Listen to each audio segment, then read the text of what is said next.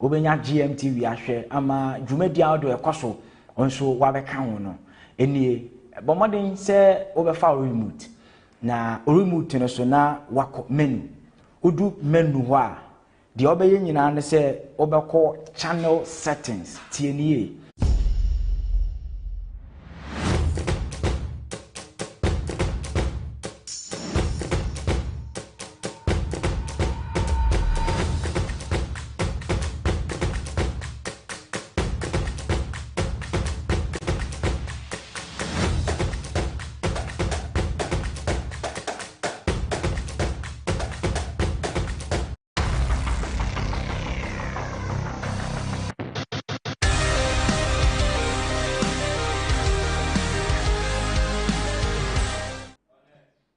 Yama wachima wakwaba enfamba GMTV so ene ebunada 21st February 2023 nechese nkakra nyame oni ene diniye bosome no eguso a ekọ nenimanti anope so yatenase a yede the sports eye yede ebremu nansa na ko wanka tambo so ebeba wakwenman sana de edi ho no atwa so intentem se wo fa phone na ko Facebook na wa search here GMTV GH uko YouTube aye wo Instagram ye dem Twitter so ene bebia social media platform ni nyina ye live e wo ho anope wo hwehwe ya u behu ye ho na wo de comment atoto bebia wo behu ye yi bia na wo de comment ato ase emra isem no ye be kan ni nyina edi ama wo de comment to ase wo de owi a mia share no na afofo so enye bi nhwe nti ye betwa ye ho sema ye ba ye de ko wanka tambo boso no ye de beto aso ama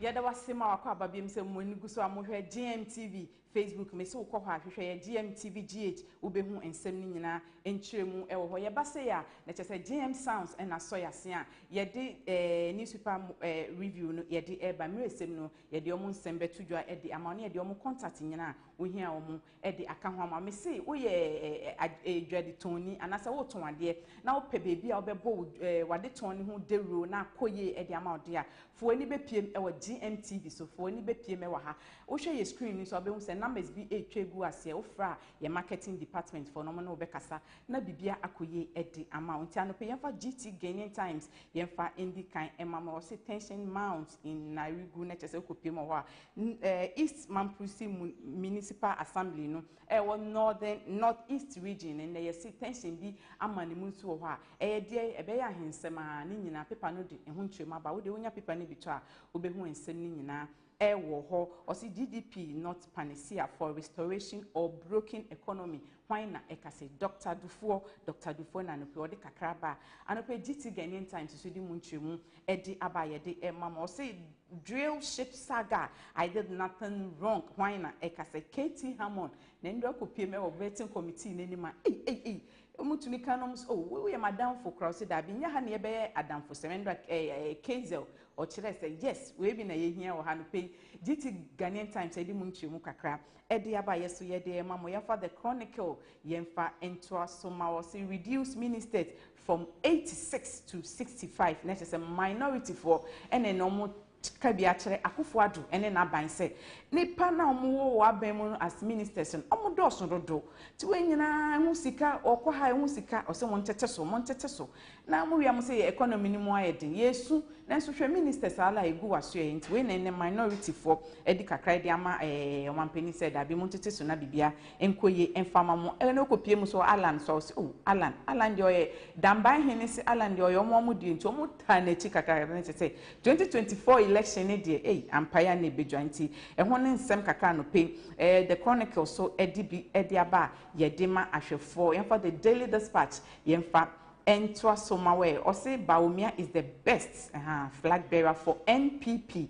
Let us say MP to delegate. In the delegates no more to abano. And I'm so and here no bet to me to Frank and ye de Baumia vice president and na 2024 ye de ne kwa akona che se betumi agye akonwa na free e na se betumi retain 2024 seat no nti we ene kakra no pay MPs no so edin samato delegate ni ma unya the daily dispatch to a nsem ni nchire mu nyina ewo hwa ene so ye de ema o se Ghana was on track till COVID-19 and Russia-Ukraine war. Why na eka say I am a boss sorry ne no say oh na Ghana dey che say mu dwuma ni nyine na mama kwan so a nene mampani kan bi na I am a boss so kan bi na che say nsem no emu aye dian santi we ene kakra no paper no so edi aba ye di mama say gold for oil we will keenly monitor every step in value for change. Why na say energy minister Dr. Matthew Opoku Prempe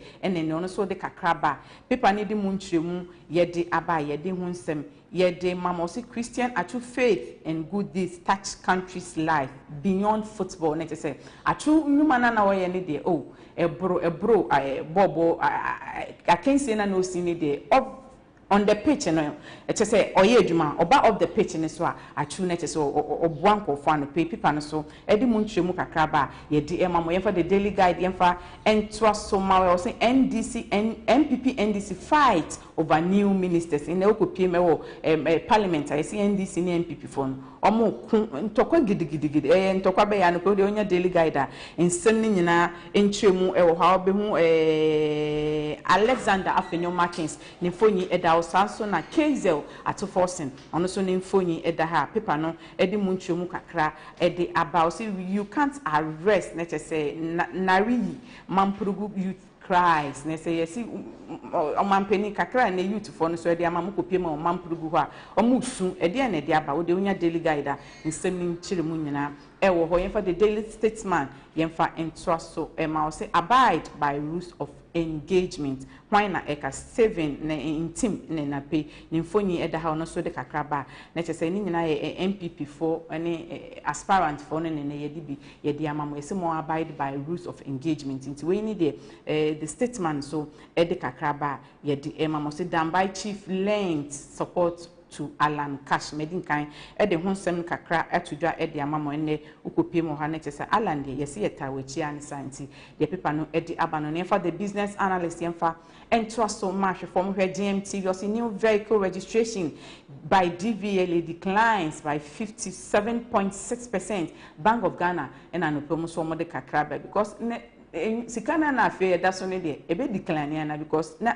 doors on do ntane pe wonya business analyst nsem ni nchire mu nyina ewo ha obehu de echo ho ne de eba for the daily graphic yemfa ento so ma see air pollution alert put on mask restrict outdoor events into we ni kakra no pe ye de aba so na ma face mask na nye say na covid ni kran titinti na so wo nose mask na mum mu ko baby a mu ko dwaso monti so akoya ade a even dust ni ade nti ese mu shirt mask na bibia enkoye enfama monti anope we need the daily graphic so de kakra e de aba ye de mu nchiremu ye de aba so Pantai Hospital owes 2.8 million to 25 suppliers nene yesi Pantai Hospital there suppliers na supply nyoma de amomo na nso sika ombetu omo no ye ayeboachi bi de anope daily graphic so de mu nchiremu kakra ba ye de mamo so Katie Hammond support cuts in import import be ya we de wonya paper ni bitua nsem ni nyina wo ho yemfa the daily dispatch satellite yemfa into asoma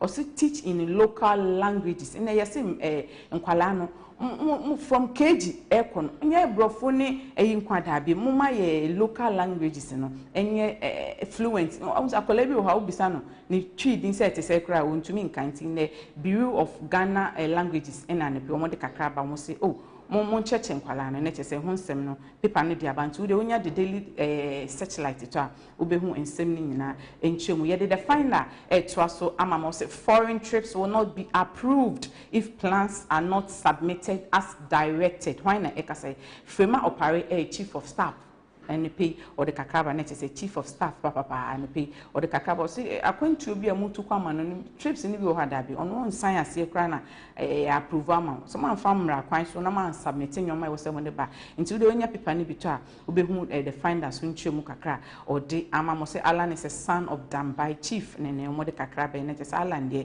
he say 2024 them so obosha assassin obekwa kuduru so an say na say omo tiny tie or say broader consultation ongoing to fix date for NPP primaries in team na no pay or the bia ban pay the page 9 of the finder and so ebo mu ma onya paper ni bitua nsem ni mu nyina e wo ho ye the new crusading guide and na ye de etra so am say Ghana's economy will thrive through industrialization. KT Hammond and Anope so the kakraba the new crusading guide e de hunsem e de abaye de ma ashe for Anope o say NPP to fix date for presidential and parliamentary primaries ni nyina ye din kan de hun kakra e de amamuntu de okodwa so a nsem ni mu nyina e wo honya paper ni bitwa obehu nsem ni nyina e wo say pressure mount on parliament as non-custodial law to Anna Achu and the speaker of parliament infoni edawa the anchor ye de etwa so e de amama obehu nsem ni nyina e wo say KT Brian Asabi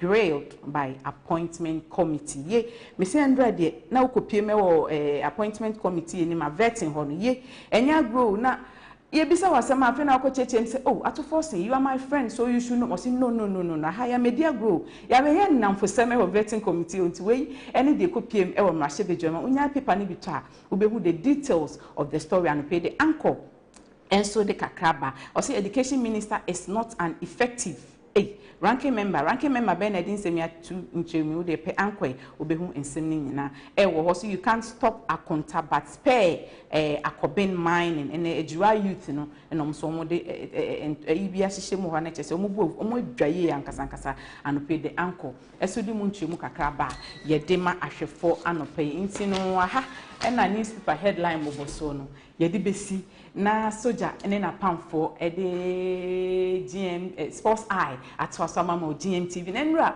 onya ntie say yes last net say Ministry of Youth and Sports ekopie mo ni fie koye na doye emu nchemu ye de ba omo eka bi na mode no anasa adoye na mkoye o de details ni nyina hia ye enyi we fidie ni mfi ha na ye de enkansuo da kra exclusive interview ni nyina ye de betwa so e di amamo e wo the Sports Eye na me say GM Sounds na so ya sia no pe ye de kuwa krata mo boso no e de ba GM Sounds so say wo ye wedding na wo de we ni be pie mo ho ade wo hia bia ombe ama engagement bi na wo ye naming ceremony party funeral corporate event bi kwa na mo ya no pe GM Sounds so why ready e di amam de hia ne say wo be frɛ mo ana say wo be ba omo aso ye na ne omo abedi nkomos oh me ye program bi na mpese mo be bo nyoma me na mate say mu DJ ni so de ye say o hihye nyoma ekrom o ye number 1 e wa hanti wo de obepie mo GM Sounds a de wo hia bia ye de beto so e di amam number obetumi afa GM Sounds 0506 891502 Mrs. Ubi me na say ndo obi test me say number no ase 1 year na pa ntina no pay wo de file pen na jo file paper na tie number no 0506 891502 0506 891502 and a GM Sounds contact de wo hia bia e fa programming bia ho no they are there for you nti we any ho nsem kakra no pay ye di abanti Sports Eye etwa so e de amamo GMTV me see enyi we fidie ni mfi ha fa wo comments ene wo messages bia drop e wo ye Facebook live uko YouTube aye wo uko Instagram aye wo uko Twitter be bia social media platform bia ye live e wo ha no pay e mu ntwemu kakra e de amount ha na Nancy Posha kuju ekua runi me de besi na ye de aka na e de ato so amam e wo GMTV so anope on that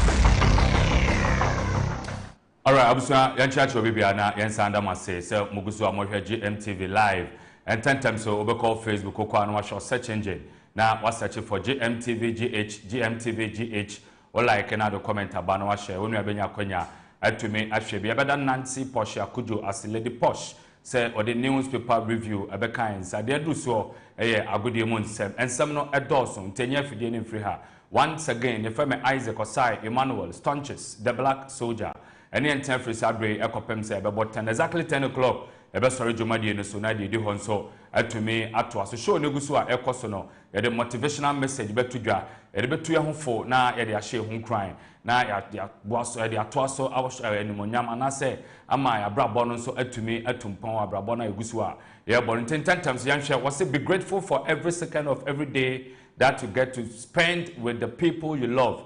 Life is so very precious. Yes, it will be grateful for every second of every day that you get to spend with the people you love. Life is so very precious. And I pray, I know, and I did to a home for Nadia Shea home crime bra. Yatna said in seminar by a beco, na Yasha and seminar naposo be a wonk phone cruso. Sanso and I be a wagana hanem. Ne wonk phone cruise no say, and I etiana numre and pay a bidra a bono or paper.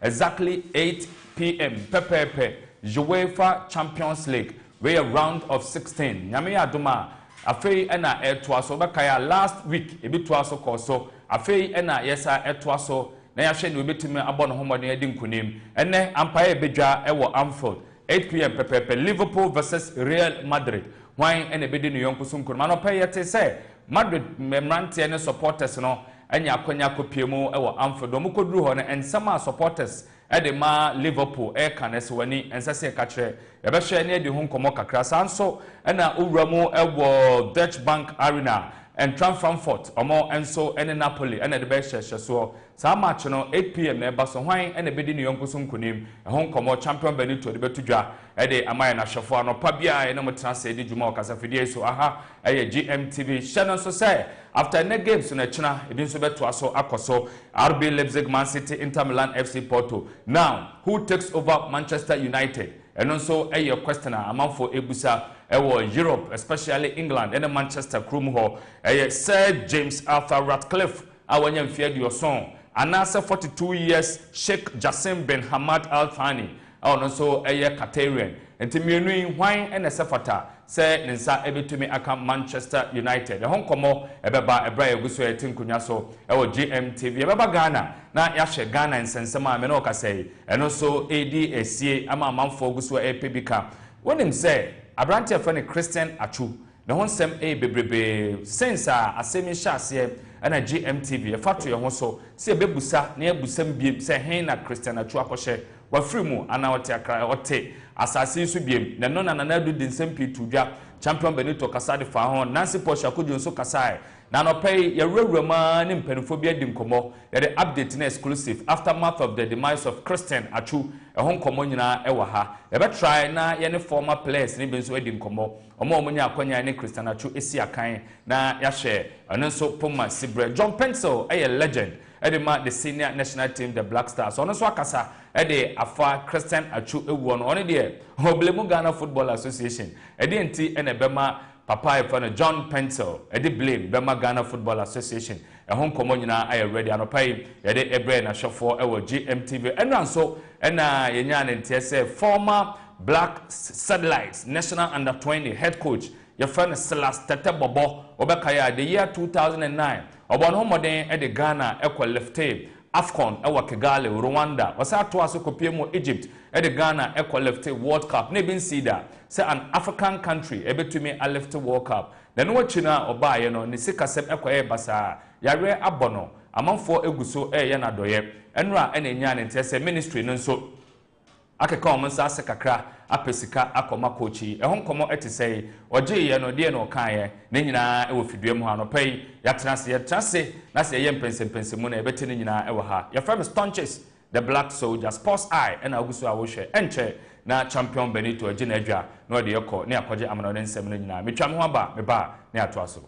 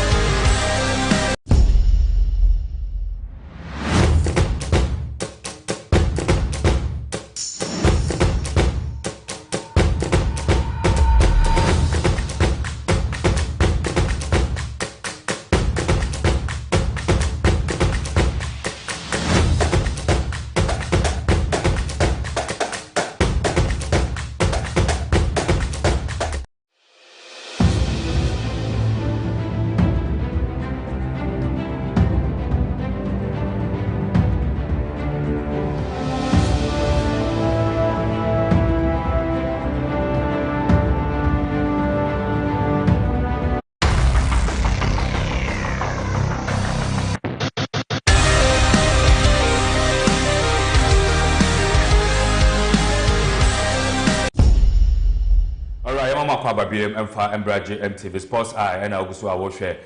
My main welcome champion Benito na emfa Jumadi na share so. Champ, good morning. Good morning, that winner. Na point to say. God is still the greatest. We are fine. Me just on so here. Nyame adom. Yeah, the Nyame ase. Yeah, the Nyame ase. You are welcome back to work. What trip pa? Oh, nice. What lazy it's quite unfortunate say yentimi fan to na ase. Ka osu no. Osu no. Oh, too much. Tiama hefo akwa as usual. So if you boko. God is still the greatest. And I'm about Juma, Nancy Posha, Kujo, Nana Dubra, and yourself. And MCR, Obia Boy Juma Kama. I believe say Bernard so here. Oh yeah. No, God is in control. And the matches so the Champions League round of 16. Round of 16. Yes. And second phase of games. Yes. And a Christian Achun so after say free mono. And some pin a man for camera quite a video be. I say or come be and no more Christian Achu. Oh, one desire video no. One fellow so far no mass. Also I come on. So me, I have respect for men of God and women of God. But a during campaigns we say, I don't nice man. I say, or be paid be no what man. And I say, oh yeah, nice. A man for more share that interview no quite bad. So that I didn't call. Oh, say near my bisa.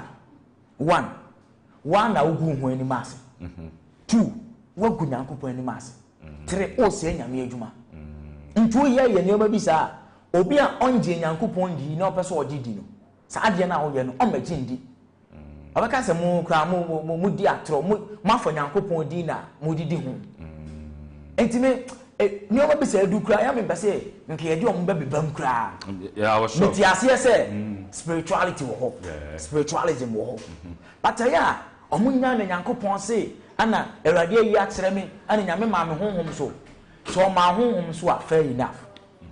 Now, dear, when they say issues about spirituality, so only woman here, be.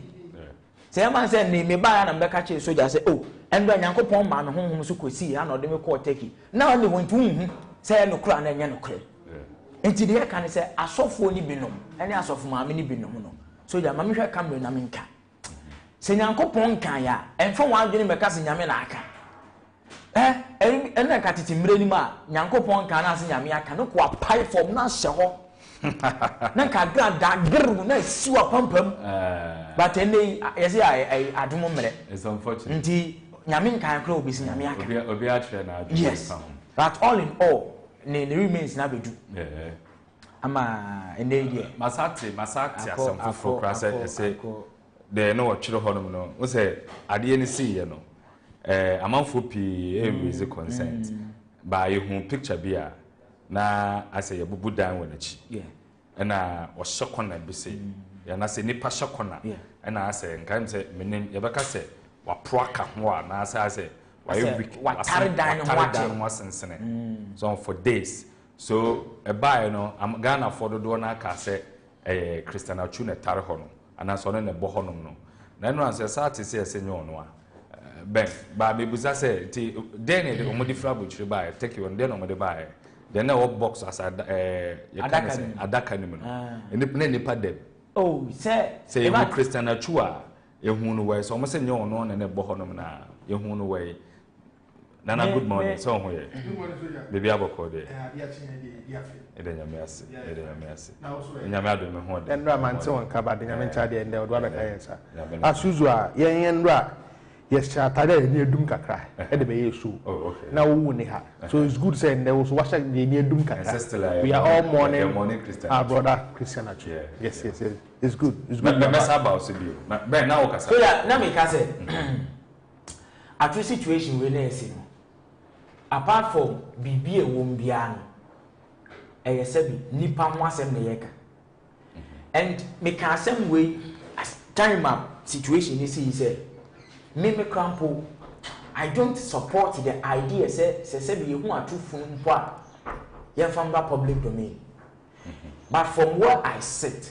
image na wo ka say the twist e ban say nya atu na you be fufuro ne ade it could be true it could be false but me atua menim no na mahu no pen even though okosha assassin as menim de esi wo ho but Soulja from that long range image a me mahu no de menim nipa na o ka se nya atu no anya adwene se sa image na e call viral enya atu de mene na nya adwene ana be ka se ebetimesi se oni obi ese nipa de nse but atu a menim no na mahu me pen any sa picture na e call viral no de ebe din so obi be ka che me se nya atu secondly at the airport minimum adie but with that casket airban means obi dem casket no you be free plane nim edan kwabra me kon woni die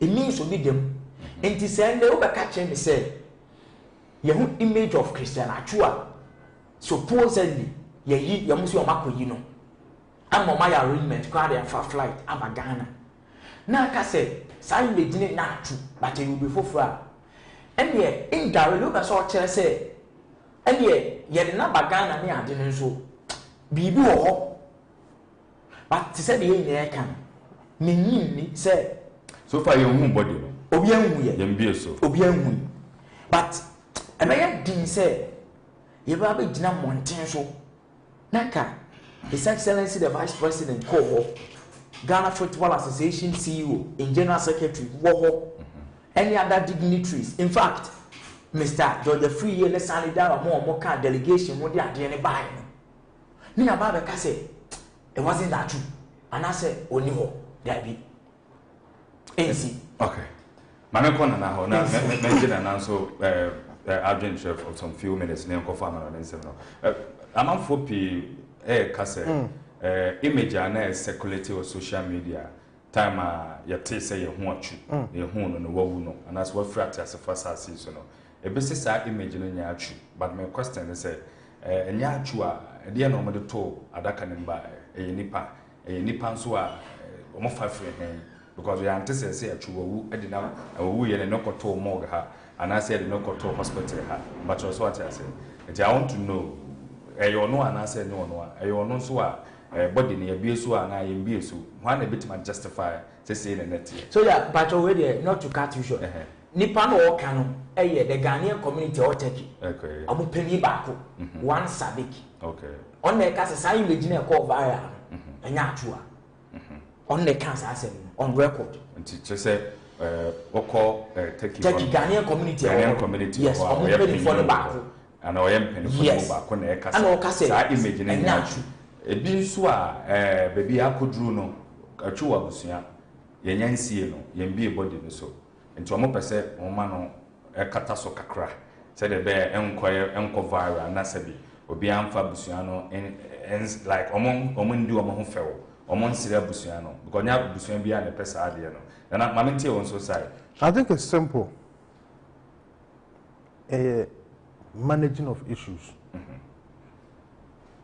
First of all, abaye issue globally no obi e kan wasem no. You were the moral aspect, and you were the normal aspect. The moral aspect of this issue is say nipa ne free mu. Very bad they say situation a man ne free mu no. If there is a video, a picture at that moment now, a man for the better one thing. On do better weekend no. The negative aspect of actual issue no was the famous picture never happened. Yeah. Then we are leaders. What do we do now? We should come out and manage the issue. Say, image no be who are no be added to status, Twitter, Facebook no, and get that person. So if I boss and get that person now, maybe Benito may delete it. Maybe I will not post again. Maybe a better debatable say so to make that famous picture not irrelevant. That is the most important thing. The other aspect in say, I don't think so. We should be intro on anything around the Atu saga because a global issue. A man for anything, a man for the so how you be taking the issue. Mean opportunity. that day no na me ofie I was not at the airport Benito na call na me ade esi a me hwɛ so many angles of the issue one me hwɛ kwan e fa so yi ni fi flight ni esi form obi kita ade mu na me bi dem a obi kura na different from bibi andem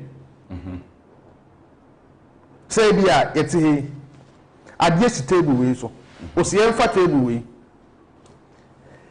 because ade na si table ni sinti ye kita ade no be different from table ni si wana bibi ani so emudro no weight no it will be different imposeni a obe faso obe carry ade no cautions how the baby Benito no wo airport wo time na sofo na ebom pa yegu so no hwe soldiers na approach the first one no obu guitar into your bomb pa ye na ye de ne be kono no mo tan no mechi the Benito be come call it that time na hwe soldier for na approach no any confirm the 10 ade na chi no se bibi ndema nka enko da mana nka be look normal ukita ade ma ukita na normal that is one ye kom ha obi adamfo ni obi de e wadamfo no so e obi nia de e obi nia no so obi body so in some travel number 1 odaf we fu ada kan mu na ye de na ko the first way almost somebody go 37 he said na matter almost say other way much bigger ones be how much between move avo it could be say or what 37 ho ba mo so mo so go say or 37 ho nti yeah the yet said yeah they come before ma before no be ehu obi le be so yeah to fu ada kan no yeah de be chef fridge ni mu airport o e wo mo kire ho onipa da se ni le be yi o na hye ho onipa da se ni le be hwe so because atu situation na akoye a year globalization na Ghana for so ya dey come different angle because of this spoon one like if you go VIP session of the mortuary to be the best so and to remember say people ba ko pa na ya so there are people will be in this country and many access to efunu no kom ha obi de ni hu ade na enye machine nko na e take in charge de a e be pie say any product so na ti ade na chire e you product so na handle ade obi nim ho bibi okay so they am ti here so obi be catch them say funu bia nda adaka dem na de ba Ghana ha menyintu mate eno nana dubra ko na ya tene kan ye ba biema ye ba behwe ensema amanfo ka just after say ye de efunu no abagana ene nie ntia omususu se saa no so omo kan omasem no ye ba be de honkomo na ya to aso de free ha no chin so no there's this comparison meaning I started circulating within social media any media personnel say any more and our supporters Edema Kumasi Asante. I'm talking about Danlad Ibrahim Fredekasari, who should start for Kotoko. One also that go post for Asante Kotoko. Am I big crash to say, or my reference to Felix Annan issue and a Kwame Ban issue. Say Kwame Ban had access, say Obe first goalkeeper, Stama Felix, a co-warrior, or co-buy, and a Hunsim Bibi, and we also Danlad Aqua national team. All kono Nanechi. Frederick Boateng, Frederick and Frederick Kasari, what that go post more demand can say a normal koyi de makotoko. Dan lad by no first match I'm fat. So what I say, Nipa P a raise consent be say Adentina Omoma Dan lad no enda because he's the first goalkeeper for Kumasi Asante Kotoko. We should say that be or that as a normal getting binti. Yama Frederick na ko Frederick no lack. This is where management. So what I say. They play key role. Until honor you busa say also management bem and also technical team of Kumasi Asante Kotoko omo aso ade na no. What is the role of the supporters? Also omo jai trade and I say omo jai management no omo anka omo asema na. Until beba na ya be show no. And am no so as usual UEFA Champions League matches ho ne ewo am for the Liverpool versus Real Madrid so and then Frankfurt and then Napoli why and maximum of 3 points. China this wo ebe jemo dia ma champion Benito e twa ho ba ya na ya to aso no dia mo no nsem no ni nyina dia to dwa na yebusa se who takes over Manchester United menim se Benito ono na adwen menana dunso na adwen Sir James Arthur Ratcliffe onya 70 years onye ni pa so see from Manchester mano so as na Sheikh Jassim bin Hamad Al Thani ono so onya 42 years yes the Qatarian royal family waka ho bi into Hong Kong nyina ewo afidie so GMTV Sports Eye the famous Stonchist the Blakk soldier e twen ho abai say ba na Jemo dia ma champion Benito na odi kwa mono ne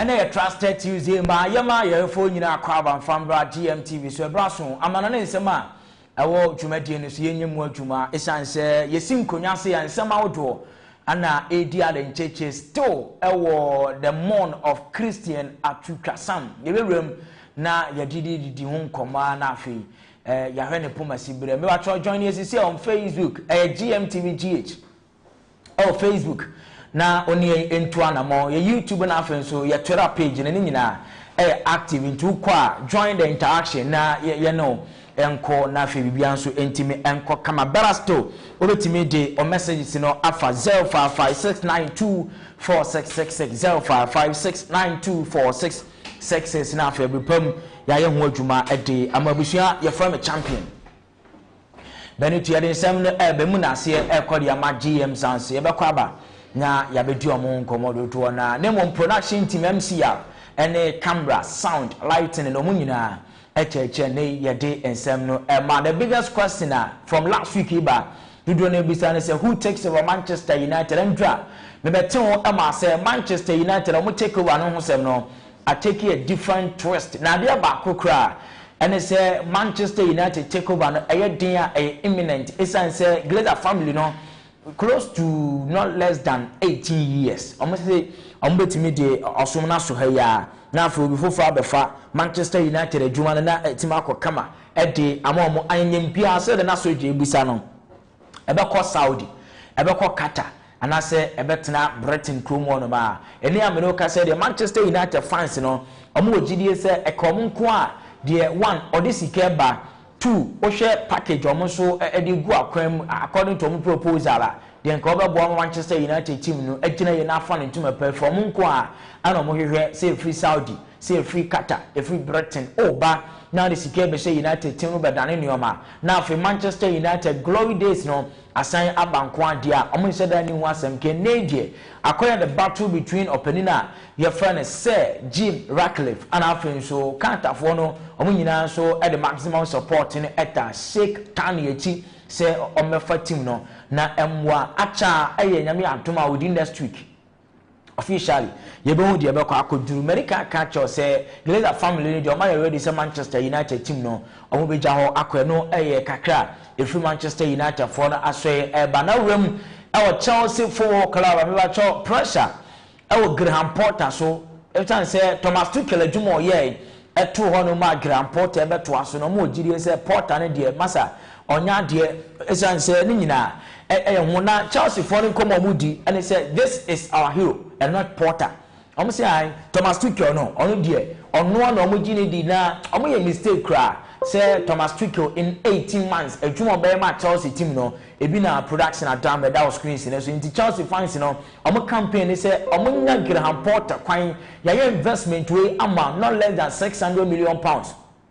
Players about quality war untimi form nya adwuma ne ade na mom the latest twist amete edi free Paris Chromo say PSG fans no omo so asase edim komo catch Sheikh Nasser Al Khelafi Muchika our president edema Paris Saint-Germain team no Qatar Sports Investment for no and then confirm do mu ke bi ewom say omo kofa tick on Sambra because Christian Gaiti adwuma no ase papa no eyamboro no so ntimi nye no my mistake kra say omo ja Thomas Tuchel mu e man free PSG ko ntie nei anyem bia Tuchel obekọ England and I say obesa return to France ni nyina the session I share him say Thomas Tuchel ebekọ dia man no kakra efi san seminu eba na me ba to weekend we Hector Bellerin and Borussia Dortmund ebo game every German Bundesliga nim na ade bi si Olympia Stadium na de tie ne ba to join us on Facebook Hector Bellerin goalkeeper Boba na ebo esi cloud pa nti ha e park su no gina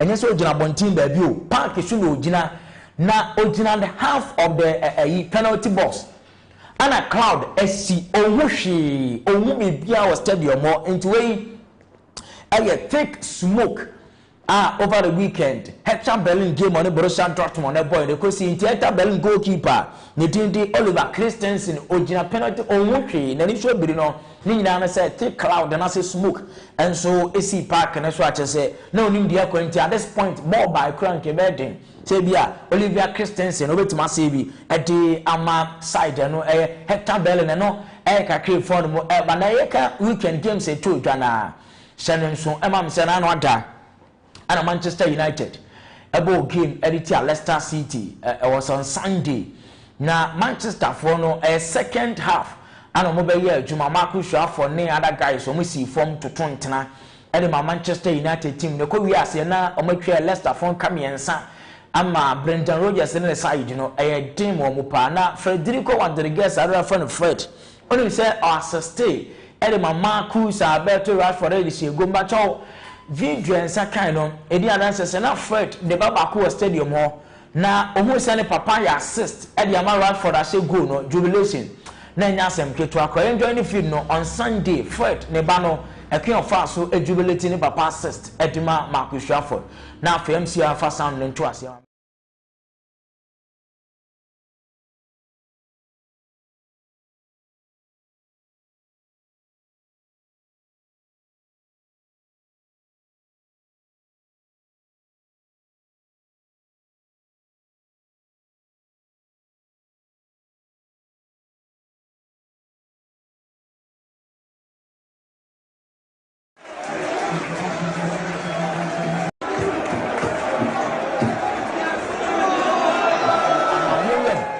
Paris Saint-Germain weekend we game amo ebody Leo Metropole our Parc des Princes bacho it took Leo Andres Messi Cochitini out the Stinto Muchika the free kick 90+5 and Leo Messi at the board twat in free kick na mama me Messi ne free kick no na yan said the technique Messi at the board free kick no enya they needed win MPH Muracho obo say Messi ne 9 na esi form e ne 9 nifa no yeah, the red circle I found. Okay, then the boot na here.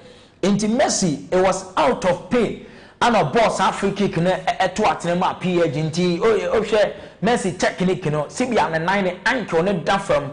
Now the foot no achia. Utia me crowd ni platform. But in them no out of pain and a Messi. And so at the ball no to atema weekend we my PH. Ko we ase now so after 3 points in that particular game. Now you could be Ronaldo or a defender map FC Barca.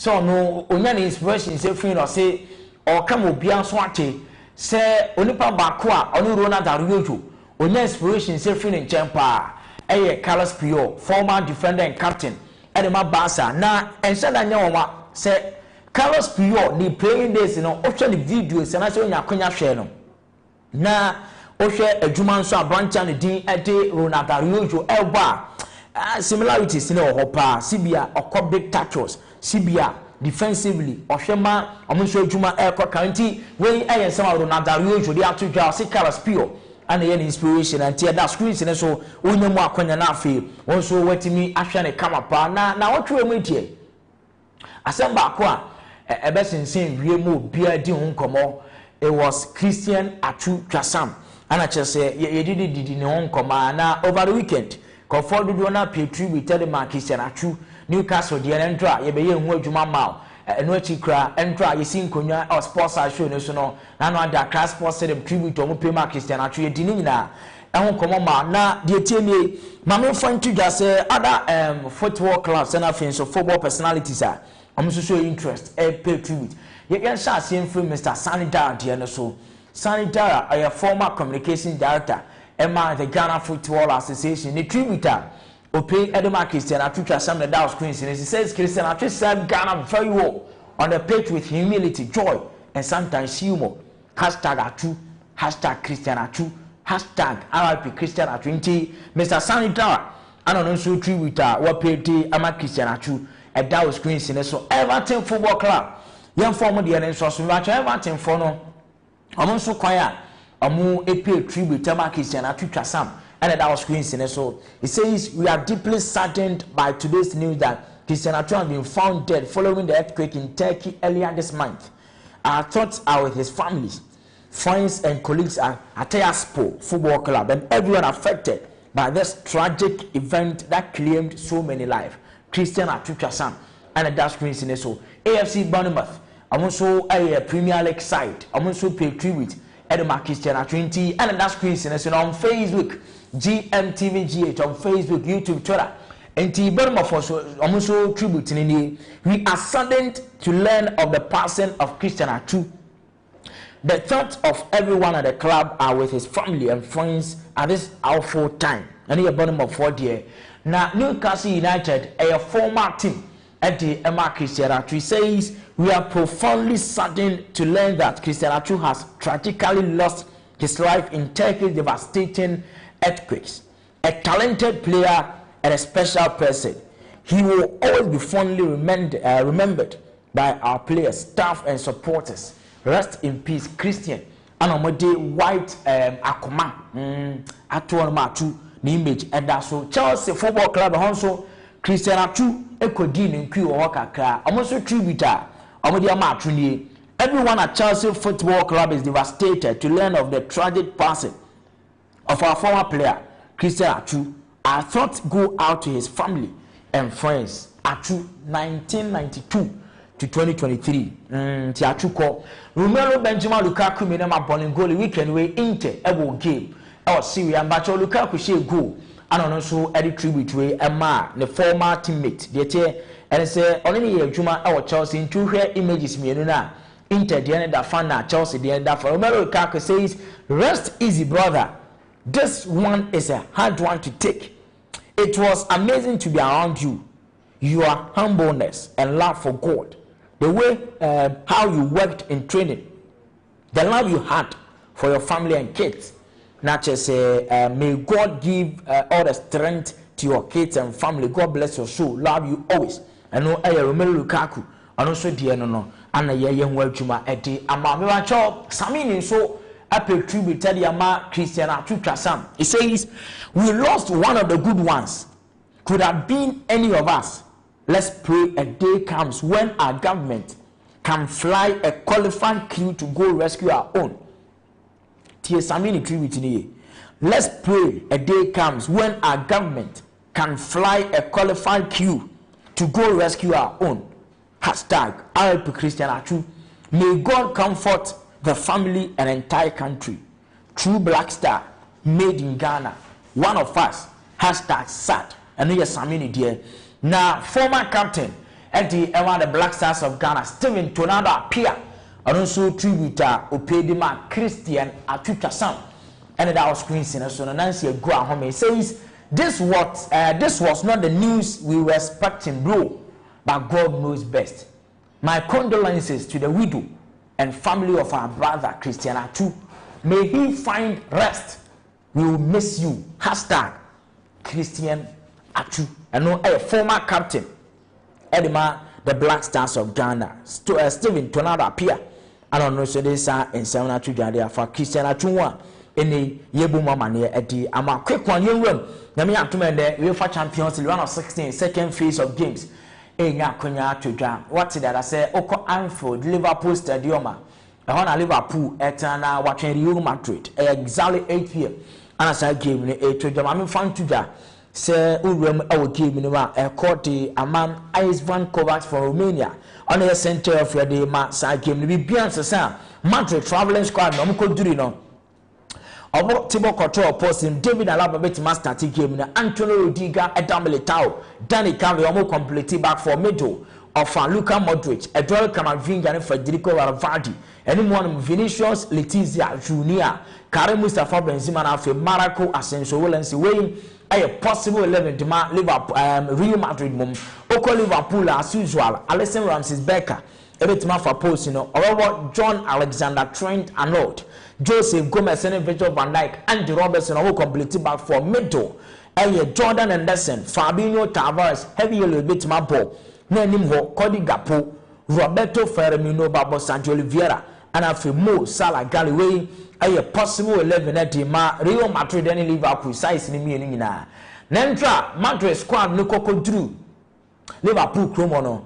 Sibia Liverpool fans reception no. Sibia Modema Real Madrid boys na enyasem ketwa kra fire flares ni ade and a dear way a queen I must say omo catch Real Madrid for say in 2018 the omo de omo to so na nei omo so be Madrid for the omo free Champions League meaning say video na ready.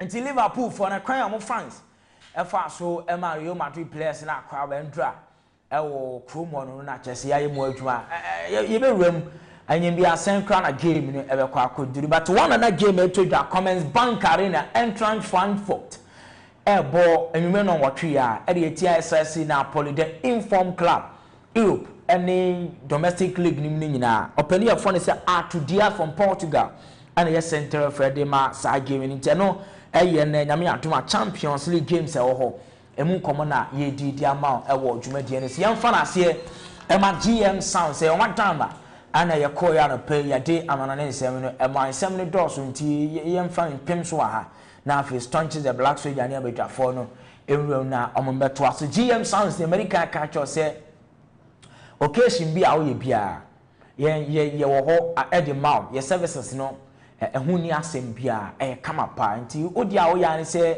obewuram GM sounds ya so ye na ne ahwiabom naming ceremony occasion bia wo ye se bia wo no o ware o ye engagement birthday party ye na aba funu aho asem na making ana fin so corporate event o the program bia wo ye hia sound e wase no GM sounds ye sound no ye ba ase de nipa na ne gina on the etonyom no esan se quality we nya the base na mana tutors na ma dabi bomodin so free 0556891502 0556891502 na GM sounds in painful yetimi entros ntie o matama ana ye koya no pay amana ne nsem ne de kakra eso so e o show no so ade amana to download the award winner ene wa drip bruta right to say CEO bi a bosomi aso okotua na dwuma efo ka no obone suit na ade a nti award winner na de tie wi na du say ti wi a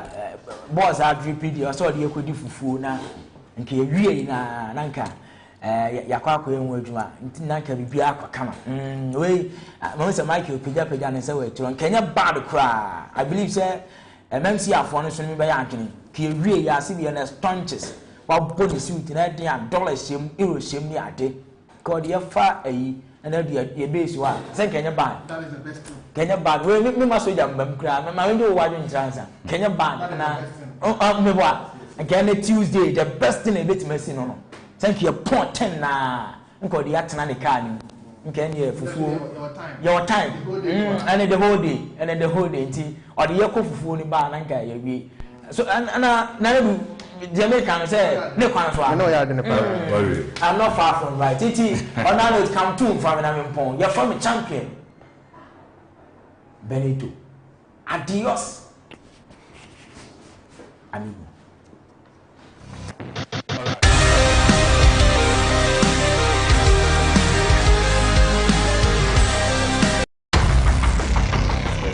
Young clear messages kakram through her. I'm watching you live at Kaswa. You guys are really doing a great job. Nanama, GMTV Sports, Papa, Isaac the Fredansuma, Sanso, and Nana Kofi say I'm enjoying the show. at Abeka. I'm expecting Real Madrid to score Liverpool today. Michael Pokuase, also message or the band. You guys should give us all to Fatau La Paz. I'm really enjoying the show. I could see from Amasaman. You guys are doing a great job. Keep it up. Kwame from Medina. Madrid to Liverpool nil. Odati from Kasua. Why is it that Ghana football they want the person to complain before they will give what it's due to him? This is coming from Frederick Sohum. I'm watching you guys live at Stakrade. Keep the fire burning. Daniel.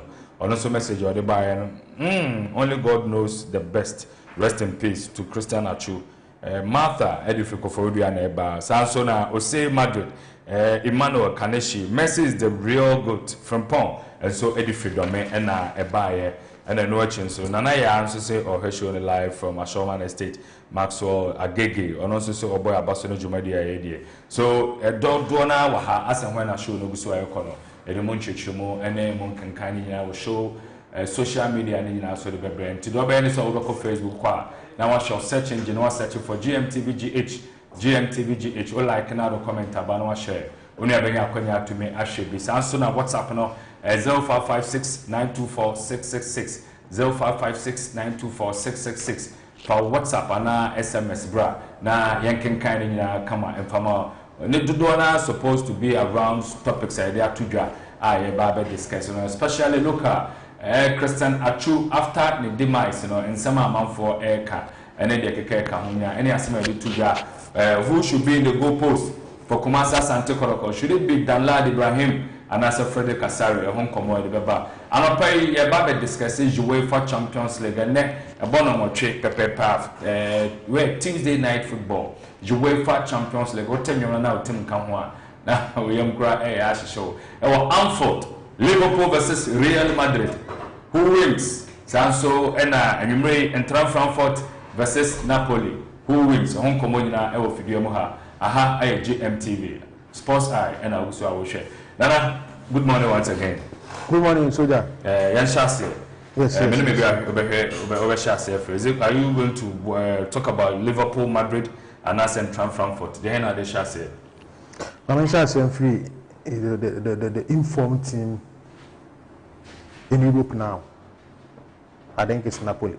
The informed team in Europe now is Napoli. Benoni. Oh, obviously. Yeah. Okay. Yeah. And now, who was all my youth in the back? My informed team there, say in Europe. One can say England. And Europe, England, who Europe? Europe, idea Champions League, no Super CD competition. Obviously. No, Hosna Europa. It was a concentration where Europa. Na answer. Napoli, I pick a form there. I'm just looking at how our team able to me Faso as stopping Napoli Football Club. In the Champions League group stage, they were in the group not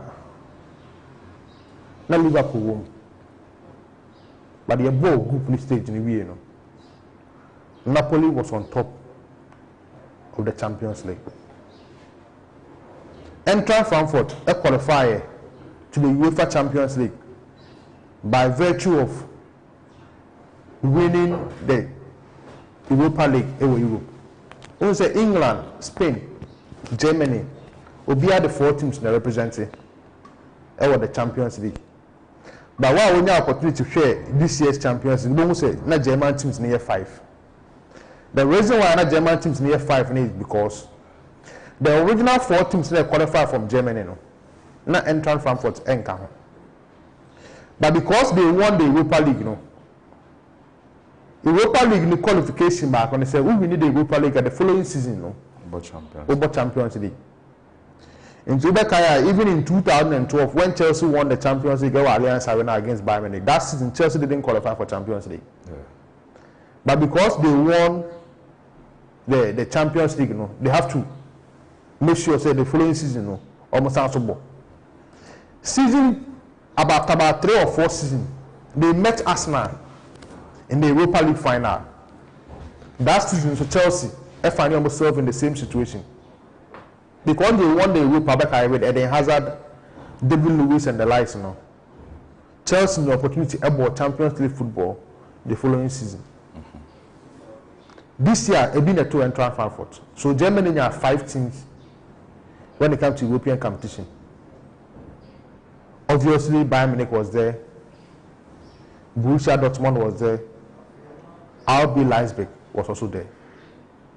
So in the entrant Frankfurt, or coming Napoli, or Germany.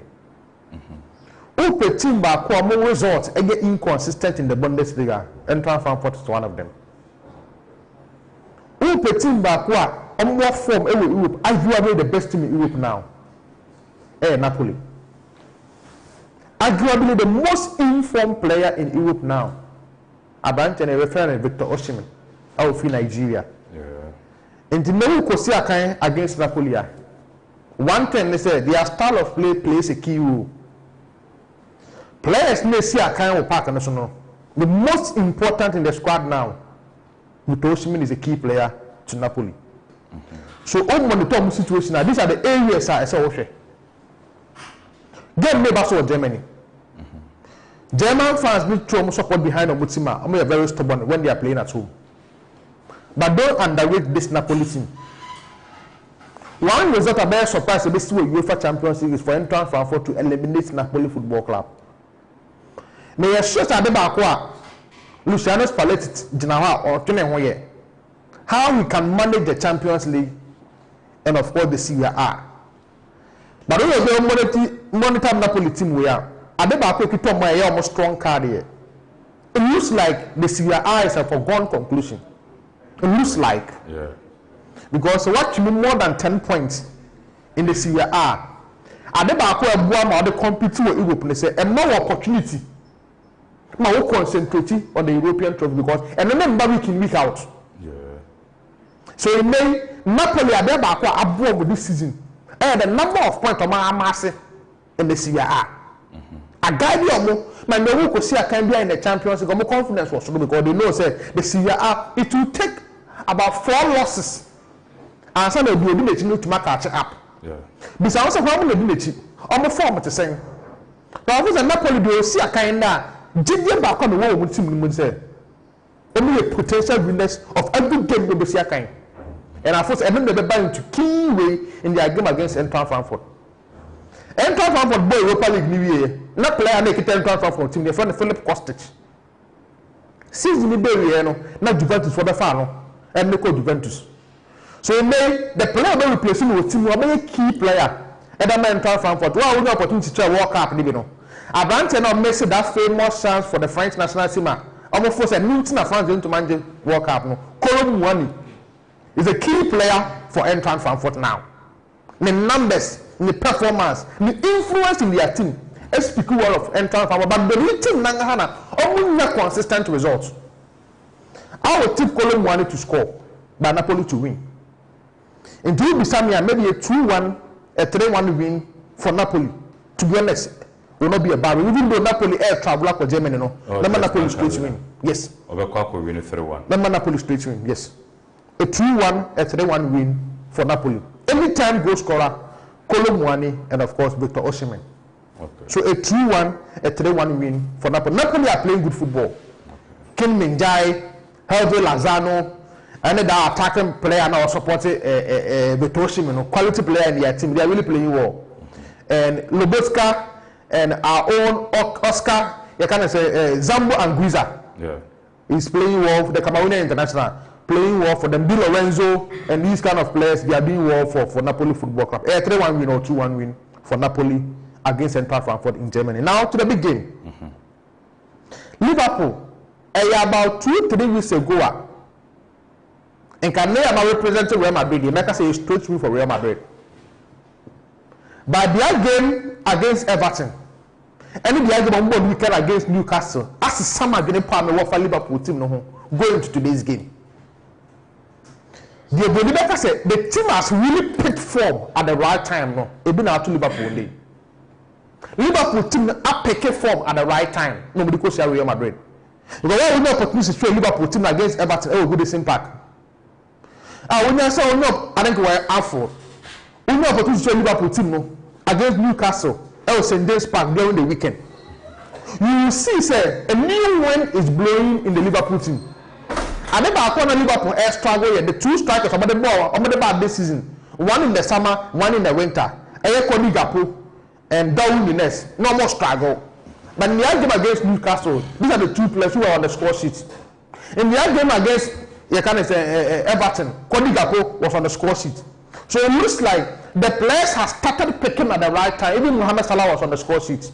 So I feel the Liverpool team that started picking at the right time, which is good for the club.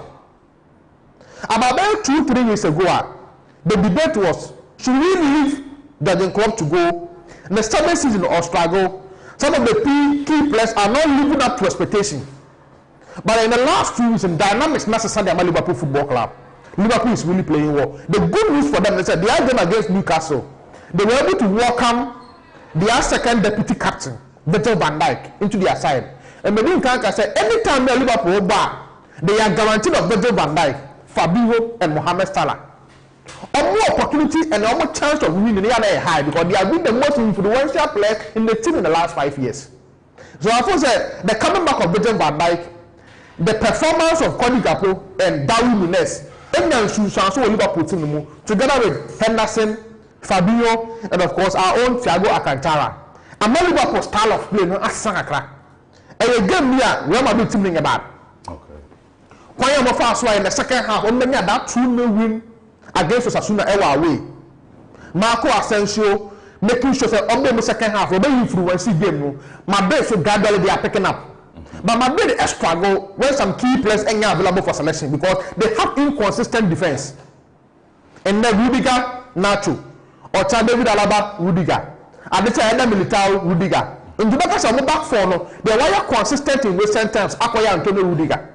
That is Madrid football of Kaka. Okay. And of course, in the midfield, after leaving Casemiro to go, the one replacing Casemiro, I have problem Kaka.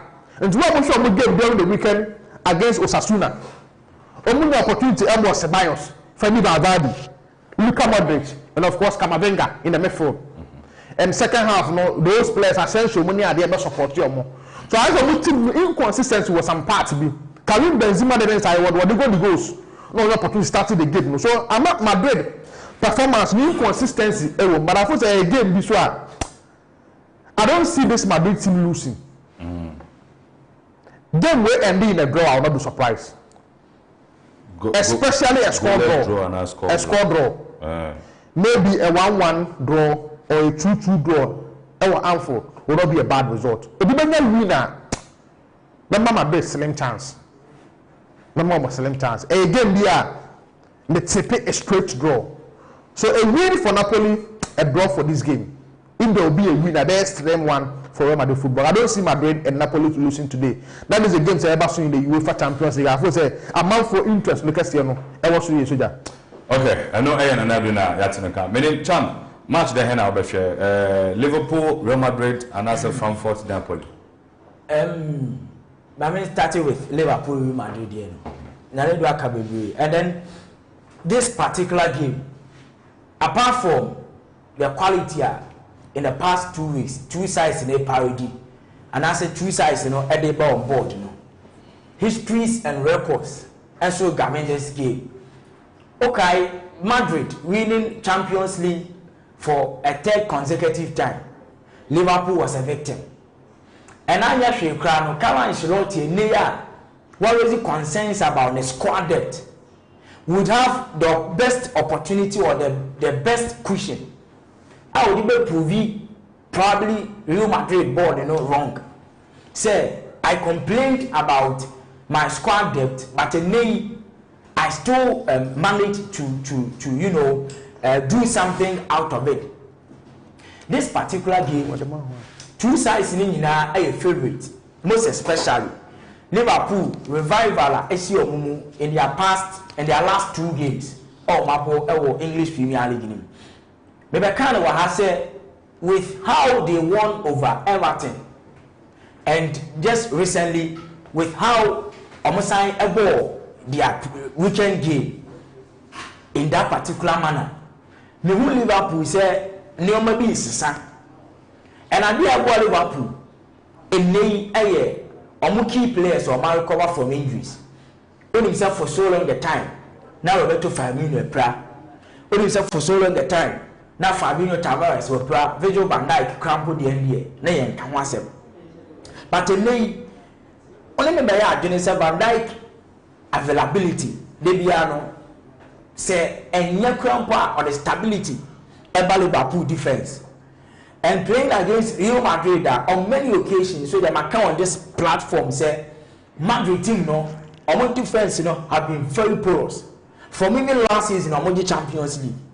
Real Madrid ain't me share 4 we won't concede but share 4 we concede 1 and the moment that only team like Real Madrid now the defense is porous only there only team okuta attacking and as attackers so we swift and sharp bar over concede and so we tell na say only team bi sa akohie na onodi kan show na say odi friends no e porous nti and I say when na a good reaction from attacking front no one man take kana na just say you are more or less losing or drawing that particular game and they may describe the game say a game of equals because looking at Liverpool currently a English Premier League no man play more so as Real Madrid or GDS Barca tree La Liga name not less than 8 points.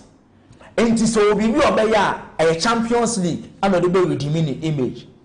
But from where I sit, for Liverpool and Real Madrid, chances of winning Champions League, and then they will be a bit magic. But comparatively, so the Liverpool is here. Now the Real Madrid is here. Now Ubisa Omumu Bako, the chances of winning probably the Champions League were higher. Obviously, over the Real Madrid. But the main fee, say pressure about judging corruption. Obey here this particular game, not the redeeming image. So that is said now can the 7th year be a disastrous. But so I say or done in Nioma, or say the idea and perception about the 7th year game work at home. Reason being that you are playing against the most successful club in the history of the Champions League. The only club to have won the Champions League 3 consecutive times. Now so you Liverpool. Now person done a perception about your Champions League fate or aspect that. You need such team or such club. Now they are done in your mind. I think and believe saying Anfield one of no. A very thing. Real Madrid especially because Madrid playing at the knockout stage against English clubs. I am not on funny easy. But all in all, so I know more ultimately form also in the past 3 seasons. Madrid travel to England via 1 yard there. In the first leg, when you draw second leg, no I done in Yoma. I'm tipping Real Madrid to have a slim win over Liverpool. Yet Liverpool beat me a cause surprise in this particular game. Obviously for Napoli, with their exploits or Serie A, and even in the Champions League, I think and believe say and entrant fan for phone will Jumon pa. And the Jumano no right from the first minute to the last minute. Central fan for say Omodani Nioma. No more ever joining Clamsa in me Omuni Napoli, Siama Napoli for Nabrepa. Omu Jumayene. Most especially playing at the Commerzbank Arena. German support in the Beba. The home favor Beba. But with Napoli, form or Menyano. So yeah, it will be very difficult for entrant fan for saying that Omubenya a way out from Napoli. Omurai or Taumu Juma in the Champions League and it even our Serie A. And then Luciano Spalletti was doing Serie A in the Wajiri. So say or be obeya or providing the Arsenal in the Champions League game. That is idea very difficult German entrant fan for Sankebia. Title race was good to name a slim dia. And I can say can the game no and so now game and Napoli for no but and then I say with Napoli Odikan any Inter AC Milan or Monte or GDA said the points gap are very huge. And so your attention, not the focus, Champions League in this one. I say with Nanedu, I see Napoli winning today's game. Yet football upset home, but not against Central Frankfurt. Okay. For Real Madrid, it could be a slim win. for Real Madrid team against Liverpool. Okay. Ogusu I will share GMTV Sports champion Benito so na ya tenen kano. Yeba who takes over Manchester United and as a race to buy Manchester United. Say Edina Behemi say James Ratcliffe, yes, and Sheikh Jassim Ben Hamad Al Thani. Menu wine and ebe take over Manchester United. And Osha on Komokakra form say Sir James Ratcliffe on the or say Oba be majority ownership at the Manchester United. And then watching so offer $4.6 billion and the Bible Manchester United. One year in charge of Ineos company, INEOS, Ineos company. And approach or they by a debt funded or they by Manchester United. The vision is putting the Manchester United back into Manchester. Was it putting Manchester United back into Manchester? And I said putting Manchester back into Manchester United. Yes, or person what said or be making sure say or be Manchester crew no abe Manchester United. Obia be supporting Manchester United. And yes, Sir James Ratcliffe, where UK based man, UK billionaire, will base or Manchester and what the same way. Atudia we no they ba say young for Manchester United team na mano. So and Oshe Sheikh Jassim Ben Hamad Al Thani. And also say Oba Beton outright or Tom Manchester United outright. Oma me kase mena me majority shareholder and I say BB etisa. And also offer $5.5 billion and they will take it over. Now the company did the 92 Foundation no they ba. Now then so they know say a kind of Manchester United now we share group. About training United approach or they ba no. And then the vision and they said Manchester United is to be renowned for footballing excellence. Manchester United is to be renowned for footballing excellence. And no, the papa friend Sheikh Jassim Ben Hamad Al Thani. And also, to wait, me will be an idea or deba. And when you're here now, just a very simple, the Manchester United say, in Sabiti Miaka, Britain, ni, I have friend Sir James Ratcliffe, and I say Sheikh Jassim Al Thani. Nana do Mamisha say, wow, that is a big issue. May I sure say the leaders of Man United actually two people in what they are bringing on board. And I thought that the most important thing is why United teams the first one. Ebe improve. Na will be a way it's mapping. And I think it's very important. British meaning about Samsung big man and okay. Yenya young face benya in the panel person in the dinkomo homano so na yanto aso inferior because person dinkomo kakra about who takes over Manchester United na efawuramo ewo Christianacho issue no enti asen when na do guso kasa no na ye try the beton bia na the dinkomo na to aso ma. Yes. Enti America say very important because I was gradually the Premier League no a lot of people take over from the big clubs, any teams I can see over the English Premier League. I'm just looking at the two people no Obia the other on board. I'm not looking like the Pakuni age, say 70 years no. But I say, but I feel what he is bringing on board no is the most important. I mean, looking at the way Man City is heading towards, where Newcastle is heading towards, Sikafu Eddie way for him no. Nini should play a key role as to quite ever faster make to be the team no. I should be inside. And I feel say maybe any of them and but me not shake na need level music assembly na e bet mabo Man United need the take over or Manchester United. That is the biggest issue. I don't think the Man U so there 100% there to be difficult. Maybe they can give you a greater percentage, but already team nation was 100% no. That is where the difficulties are. To be honest. Yes, to be honest. Because very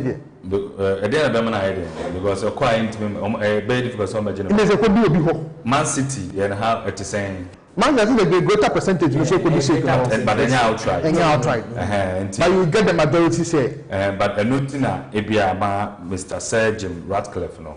The picture about more. Yes. Because on British was I British, so I bear majority ownership. Yes. So it's a back critical. Okay, Mr. Manis can be sent to take over. so what not done at but maybe I don't say shake phone si kan ya na ebi wom pa ebi wom na say be ne dia Manchester that is where they yes because ebi to my do stage bi so ho obaka say me the Manchester come back to your friend is a crew Qatar you can do anything because media and I mean no baby say so obeto no you will team pony agree or person the team ne ko that day maybe na wuni obenya wi a no betre because the play there onka yes but onya do stage bi a na obehu but for Sir Jim there I'm say we Britain ni mo show on so yeah me read piece bi about a month ago na we bisa mo say DNA Sima a name take over. It seems that it's all over football. Overton said Team A will be so take you over. Team B will be so take you over. Most especially in Europe. Now take over in also follow a particular trend. And they go through archives in now you share take over SC of football in the last 10 years. Near will be a free bar. The year now, okay, Qatar Sports Investment ever take you over PAG. It was similar to Manchester United situation. In that year, Sheikh Mansour bin Said Mobe take you over Manchester United City. It was similar situation. And son of Fenway Sport for take you over Liverpool. Now you ever be so as a team no. And then we have people from the Middle East that will take you over Liverpool and Tottenham Hotspur. So then Middle East for Saudi Arabia, Qatar. On my projection, be said in the next 20 years, for European football. That has been their projection in the next 20 years. And say, what time when we have some projection, we see now, 10 years away. And they AC Milan, Saudi for Sao, Oko Inter Milan, Steve Zang, and also Qatar for Sao. At Tottenham Hotspur, Saudi for Besom Beto, Manchester United, Qatar for Besom Beto, Liverpool, Saudi Besom Beto, Manchester City, Omukradi, Omunsa Wundeda. In the last 10 years, big clubs in Europe, and England and Guam in Europe are Saudi. And they can't afford an investor. So that 20 years projection, no, I'm 10 a year, 10. That is why I'm the Manchester United. And me, from where I sit, apart from package, Sheikh Tani Modeba said, I'm going to take you over Manchester United 100%. Apart from that package, and yes, Anka, the current managers of Manchester United are ready to give Manchester to the Qatarians. Apart from package, say almost 100%. And yes, I can make credit and command answering that. Because Osho proposal about the bar, almost stating emphatically clear, say we want to bring back the glory days of Manchester United. Yeah. And we Manchester United faithful be will agree to that fact. Say the moment I say the glory days of Manchester United also the banner of and make us say, with the exception of the package, say I'm open 100%, and only a dear man so what the glory days in the back? Yes. But say if it didn't want to be media. Yes, and that has been the problem. And I made to me the glory days number. But so some now once I some kakra, me president. And also another angle. And also another angle. And yes, sir, anchor in monetary aspect. Super. Almost catching Sir Jim. Proposal Amudiabano, they have better plans for Manchester United on paper than say Jim Ratcliffe. Yeah. It is how the two say comparatively. And can't afford no more on board for Manchester United on paper a better off than Sir Jim Ratcliffe DM. And a mere real fee. The greater family leader by Manchester United in team. Oko Manchester United team ye pa. Come some of the Middle East one. Because I know your mom will say, I'm about PAG. I remember PAG a big gun in European football with a kind of investment. But at PAG, I might take ownership now. At PAG, they own Paris Saint-Germain, Qatar Sports Investment. But about England, sir, the friend say Middle East for your back now. Omu invest. Yes. Yam farmer outright. No. I don't know some Manchester the mama outright. What you could do be was say my Tom and apart from that package, until the name and your official. Yeah. But from where I sit, even if some of them more greater portion become maybe I think Omunya no partnership and I say greater portion become Omunya no majority ownership. And so that at the end of the advantage and disadvantages all. Even though because they have the financial muscles, I'm investing very well in football. Yeah. But the only disadvantage is that say you baby, Adiama England especially. I'm not some bet on outright and Liverpool fair with phone card. I feel almost say at Tottenham Hotspur, we need those big clubs. They have the idea say your appointment foreigners they take it over the big clubs in England. They do the wrong the best and the Mrama will they have to suit their country. Until the medical say, Obi take you over or invest in the BM or a plan or idea. Every money we are on that. But it will be very dangerous, say, Oko England about the 5 top clubs in England. Then Middle East for and they invest or take you over. So the disadvantage is that Omo agree say I'm sure you me and my Middle East for Qatar Saudi for ni be remember. E be do baby no project bi omo de baby will be Saudi Qatar England. Ti be do time no England for relevance. E be a Britain for relevance. Na efio na koye Saudi na koye Qatar. But all in all, in the space of time, Saudi will take over no. Abegri asepa. And so you will be who follow times and seasons are. Our sounds will be two and may divert into spirituality kakra. The moment that one particular situation within a space of time after we are seeing now also found a Jimmy say a positive of our Jim, a negative at Chum film. One say in the space of 1 month, a RIP. And due to why I was say can be beaten. In the space of 1 year, a takeover. And it's always so that now so I catch and say, okay, I should also take over a deal. I should take over a deal. Because the season of takeover. Okay. And all right. And then champion Benito, the season of takeover. And today I will take you over, champ. Oh, me, but never be brave. What take over? And I want to take over. Then I take it. Okay. Your family on Instagram and see now. And share say Enjibrene and Kwansama Ogana. And take a picture of my bar near to so how GMTV Sports Eye and I will share from Stonchist, the Blakk Soulja. Your boys here.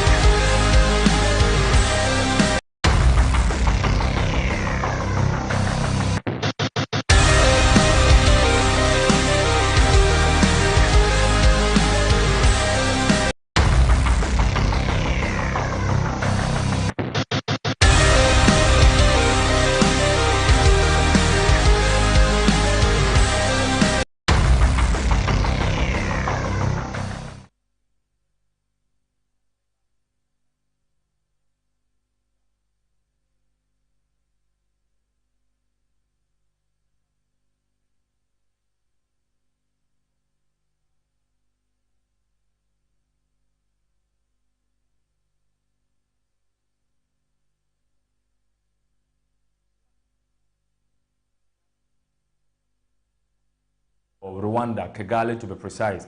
If you want to start to ask a copy more Egypt, Ghana, Ekobo Mohammed, Eje, ne bin sida, Ewa Africa, Yeje World Cup, Ede PM, no buy, you know. There was this report say a buy no Edeneka, and the Ghana Football Association, still, Nensan to me and Kanisika, Didi Dimwana, Yare, and so Ebetoche Papai, Emuno, and Ogusua, or San Yareno, and what a buyer, and I'm scientific, and if you may hear HSA, and Penifoni be a chasse yin to bois Edeman, and Enra. The other kind, sir, GMTV Sports HSA, Deputy Sports Minister, Penya Fenivans of Poku Bobie, and then Peniphobi, acquire Dom, a Pesika, a mood, do best 50,000 Ghana city in Norman getting GTV, a canhon, a co-presente, Emma, Coach Salas Tete, Bobo, so onje na omfantuana mo na omfansa na ho yare na kakra obenya so afrim no timida bon ho bra na de okọ enso eno no but unfortunate among for do na ebusa se we no eye sika ye de beche no anase ne sika na nkam se aban ne de ne ka no na ye de bi akoma no but ohwe de ewo mu na kire se e sika ye de ema na donation na ye de ema no enti bi so busa se ye sa de sika no be sa ama no e ka na ye de no ma de ba akoma ne bi ma na ana onji we na ansa na hwe de fresh ba o picture e dey screen so a sika na ye bi mu no ya tese sika ni enti bobo bobo fie no mo wo me hu Deputy Sports Minister e wo ho panyina ne dende Evans Opoku Bobie na national executives mpanifobia omo e wo ministry na so ye ene bobo nso abusuan kakra na ma kopie mo bobo fie o ma present 50,000 Ghana cedi atume e de ma coach last tete bobo o ma ya de Oliver Twist he always ask for more papa the situation no e dicey te mo amotie ne mo amohwe no madaro ma ya na ma hye no so mo bi afri ba bia na ma gyina so e de aboa last tete bobo we Ghana's finalist and no change no ewiase nyina wagekuruwa e de ama o ma konko Ghana ntonye ni pactoa ama fopi na raise consent about it but breakthrough so me name abedwafo be de ho nkomo na achechire mu kakra yanko na yanhwe after the demise of Christian Achu Tama Efrimu Abrante no Efrimu ensempia amanfo edi tudwa Joseph ana John Pencil a former national star or legend edema Ghana football or legend edema senior national team the Black Stars Abrante na kansem bi edi afa Christian Achu ewu no ho na ne de end game say e blame games na o blame on Kasa Ghana Football Association na akujo Abrante afa no Christian Achu na mum o say omoka ho bi omoka ho bi omoyi ni din ana omamfo me amfre ni biem amfa ma senior national team ni mu senka Achu eja na so na nke to nsare frɛ no na nke wanko pie mu ewo kura ni din ede take yankosi akan ewo hate aspo ho a enka onye sure se nka Achu saadi we beto no na when him says when access to play in your national team probably so bit manya club side abon tem no ya na emu odem pa nti blame ne de Ghana Football Association omoka ho bi na amasa o ye ni ene sa no we nyina ACC nti Joseph Pencil na John Pencil no yenim ni nti a ode sansem we etudwa one efene na o issue ana se nti ase no na onti ase amanfo pinso e wo consent bi se senka John Pencil wasemi a wo kan ye Christian Achunke de ne baaya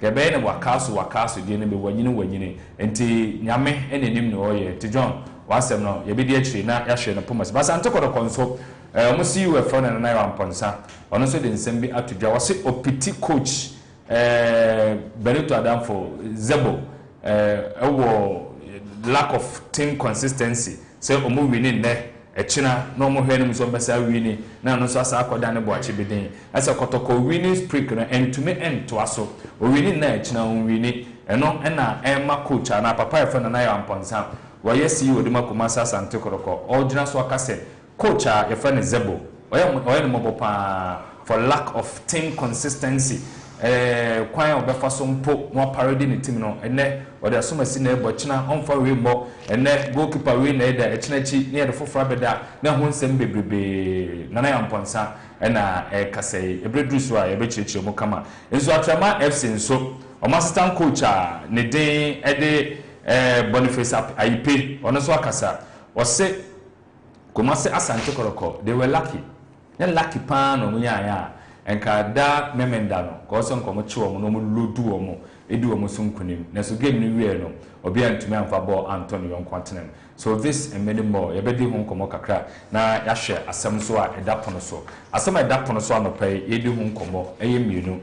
After month of Christian Achu ne demise, you see Achu and I say you who say Achu afri ma wi ade Achu be PM Ghana and some Ghana for Airca and some Ghana Football Association di tudwa and some National Sports Authority and I said na Sports Ministry no e di tudwa de Ghana for Airca nyina yeba na ya de so mo ebreba ma ebe try na na amanfo so adi hom komo kakra and then no achi nso no Kumase Asante Koroko goalkeeping no why na sefata so number 1 yenim say Abrante fan Danlad Ibrahim ono no yekotoko first choice goalkeeper Frederick Asare is also doing well Danlad nya chance ekopie mu national team ko World Cup eko funny saying chanting na okoye no Frederick Asare ene be take over Danlad ba you know you drop Frederick ema Danlad ebe die ankoya mfama Danlad kotoko lusu game no Frederick nso no oda na no makọ eduma Kumase Asante Koroko amanfo sha say e raise minutes to 8 say adan na mama Danlad engine home na Frederick enna ebi so say Danlad and first choice goalie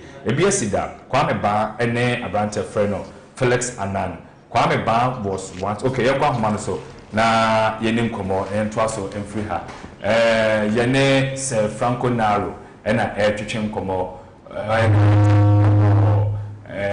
Kesman Media. Sir Franco, Bajo, good morning. Hello, good morning. Sir Bajo, what are you called here?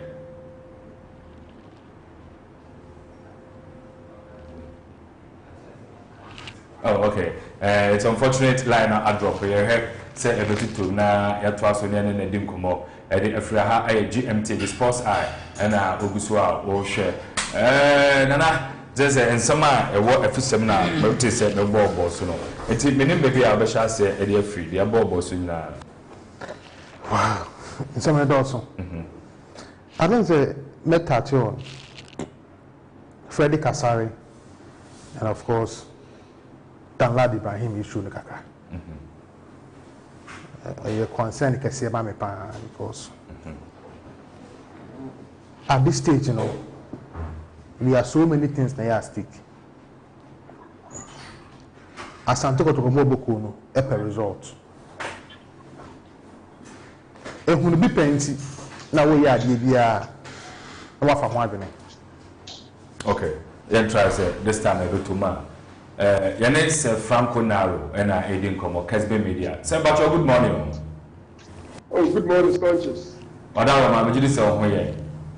Ejana dumo BBI financial. Nyame wow mu yakuma akola na na dubra and was say netintina was say yellow ba GMTV na yadina otwetwe nkomo kakra e ka ho bi and no pa ye fro e gajo adwonchira fa nsem bia ye ntiase ho line is faint kakra I don't know say ba mette o kasa na ye kapete me ne otemen ka de okay I be there. Oh okay, that's good. Yes I say Melissa is Stanch United fan who takes over Manchester United. I bet any deal be but I put Roma the PA department and can say a month for the Duana Aircam. Say, is it going to be Mr. Jim Ratcliffe? And I say Sheikh Hatani. You know why? And I say the Manchester United. Emmanuel, if we are nearby, near Tipa, your tons of fro and a pay.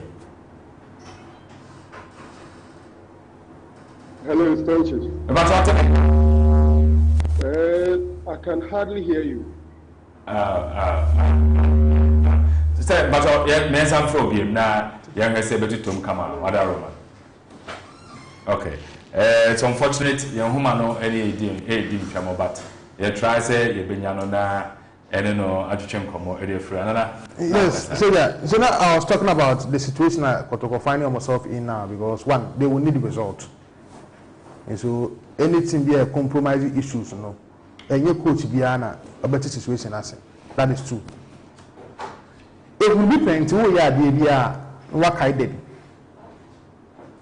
Maybe before say the decision that then must certainly take you on for the Sanai affecting the football career. And I see a similar case around Danlad Ibrahim. Coach super results.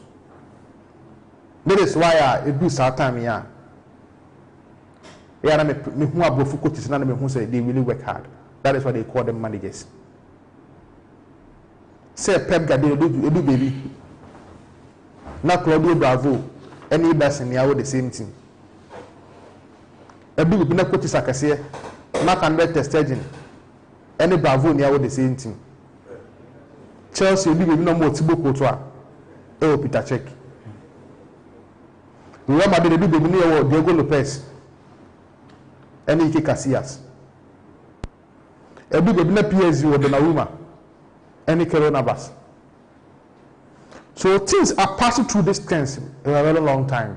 Even Kotoko Ghana, can't Timan, can so. What do you know more for the as before no cry during Sylvester Oswasare, Herbert Mensah, okay, George, this goalkeeper, Jojo Eran, and Mohamed Alassane. Those two players represented Ghana. The Athens Olympic Games in 2004. Yeah. Rebecca Sartin, Mariano Barretti, Eddie Aquino. Chester was the captain. William Terry was part of that team. Yeah. Yeah, tournament they do 2 goalkeepers spend a quarter because of the slot and in the tournament. No. Kotoko 2 goalkeepers in the course because then time they have great goalkeepers in the team. Kotoko super fantastic goalkeepers. Yes. So Rebecca now we can say about Oscar Samoa. Yeah. Okay, Kotoko had to put 4-0 goalkeeper nation Oscar Samoa. Then Tana Makalabu Oscar Samoa. They were having about great goalkeepers. And they have to put training high attack on Nations Cup down. Alawa 2013. Yes. Yeah, me refer to Alawa. Richmond and even Ecolon. Even Kitwa Ikra Nana ya boy. Nana bad goalkeeper. Oh, okay. So as a Colon. I'm coming which one you can say Richmond Baby. Yes. Okay. Are you the owner them? Yes. Richard Baby now which one are you the dim? Yes. So you've seen great goalkeepers. But I think the situation where I was not really convinced about the performance of Dan Lad at the my old dreams. To be honest, let me get too convinced. We will coach our upper result. You may be tempted to make change. Dan Lad Ibrahim, after the World Cup, changed his career and lifestyle. Me about a week ago, around 1 a.m. I saw Dan Lad on. Okay, my man has said this time. Maybe has a frank cry. Somebody want to make up.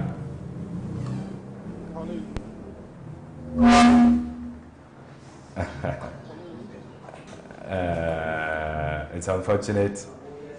Okay. Now I'll talk some more. What I say?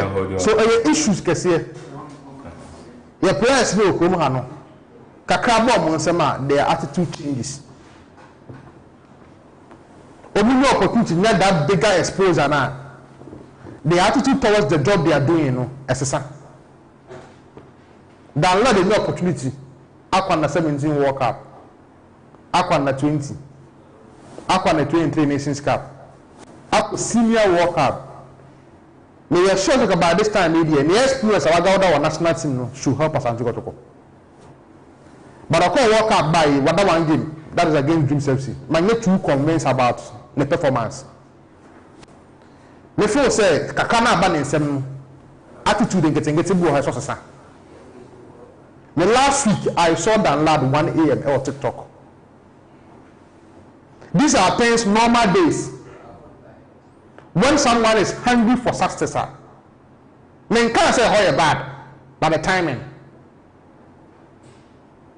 Men one number, men need to be chatting. But who 1 a.m. or online, men can't say you're born able to do on nothing. But these are things that naturally can affect performance. How to manage those issues in a short period of time is very difficult. For the Kassan to see opportunity, and in the last 3 months, Dan Lad with the national team, on good who massive. All coach not pressure was one. All result, you will be tempted to take bold decisions. Ebuna Zebo is finding itself in now. He said now on the Felesana, come about the year for no matter platform the British say that decision to bench Felesana after Korea the wedding by let's say Felesana career. Because not Felesana to my party through the ranks. After Nations Cup in 2019 as a deputy goalkeeper. So now we're passing through the ranks when it comes to national team football in this country. But the player constituency or the national team or club side, only two positions person key. The player drop from you. So if there's a situation like this, as I take on the football club, should find a way to manage it in a sensitive way. Imagine say a blue coach show. Imagine say it's a management baby. Management should be on interest. May I sure say made an air for Sanya fellas in that. I didn't know. Oh, somebody to buy. Obia interest, I did you. Obia selfish interest. I did your interest. Next time, whatever. Nasa, I sabokin any as a poatia, as I know. Why? Already, I'll be surprised. Oh, I could for play about $200 when you go. Oh, no, was my mistake. Okay, so give no risk. May say a foreign player, the about cool man. He doesn't compete, or you need to be a starter. Yeah, because so what player has to say before with the beer by Mr. 10 goalkeeper. I know this is a Brazilian so by and Gante. About 1 or 2 be name of bench. On the put about winter and number about a month or 2 kaka. Okay. But your buyer no opportunity to crack up pieces in Cotoco pieces in your account. Not be 10 goalkeeper. You come back to the show the 2 goalkeepers level. You don't to come and say away. No, they can say. No, it shouldn't be a foreign player. So me, I would be surprised a player like this. Beyond this, they need to understand they've done a bad business for the club. Our national team number 1 goalkeeper also could goalkeeper being you. Then that goalkeeper should be Casillas. Because Ghana had number 1 goalkeeper of our club. Now, so some of the people about the kind of what they are. That goalkeeper should be Manolia. So goalkeeper number 1, my number 1. Honestly, one number 2. Or third choice. My goodness, it's a bad business. Yeah, sure, Frederick Danlad. And then a Bebama Obiaka said Frederick should start ahead of Danlad. Because of the performance. Not experience. When you prove who's a Danlad, I'll be back on for a year with say, on your opportunity for national team, not time and a chance ever qualifies. Qualifies starting in September. You call the buyer about October and 23 qualifies. Into about when it's not to call for 2 weeks. You're not October, we are November, I'm going to World Cup. November, December. January, Blakk Dollar is to come on tournament. So in the last 3-4 months, he has been out of Atlantic Protocol. So the young long boy should be baby. The performance to say, don't forget, say, Frederick Asano, on your no goalkeeper. When it done large, on it in the national team, junior level. Yeah. He was the number 1 goalkeeper for Accra Lions. Yeah, just that Danlad bought big club. Just that Danlad and that enough exposure. Yeah. But for the Kasai can height, can never flexes. Me see the court of that young guy like the Kolu was at mine. Go and watch his saves. So he's not a bad goalkeeper. So to go to ball because of performance, he's not far from right. But the ability, if we repaint it, a bad sign, and the master to maybe a term on Quaraba and the fellow Samani. Me, I for say the money to come in, they should give that love at least the next 1 month to improve what the crowd know. Now, you have more opportunity back. Maybe let's use the FA Cup to assess him. Oh, but so coach channel, no, that go possible. Into the form and but the performance against Dream Chelsea, so by quality that respect the man. Yeah. Or buy not say for the Kasai drop. But remember that Dream Chelsea. Dream Chelsea go first goal, no. Not the company forwards not too convinced about that lab performance. What we call the win that time. And in fact, that goal of the second first goal, I am similar to the same one for the Kasai against the Strategy. So they refer that one to that. How many years? Oh, in the former club, and then they see. Not another man, what dreams. Now you contract a man for the Kasai. Then they see. What's your name? It means you are not convinced about your performance against dreams. Oba, you know, and yes, Oba, one by you. Oba, you know, dreams. Now you're so too. After you contract a man, and the young guy not them now to bench, and you see what you are on the bench. Then they catch it.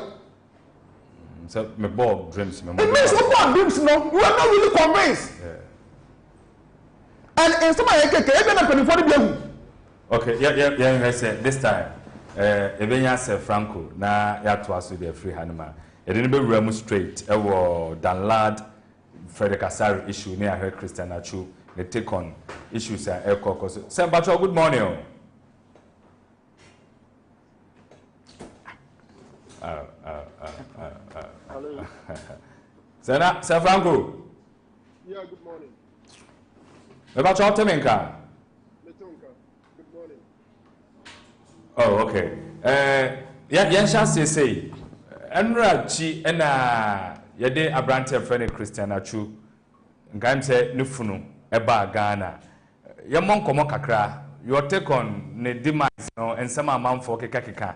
And then watching no new war no send Ghana for Asumafa.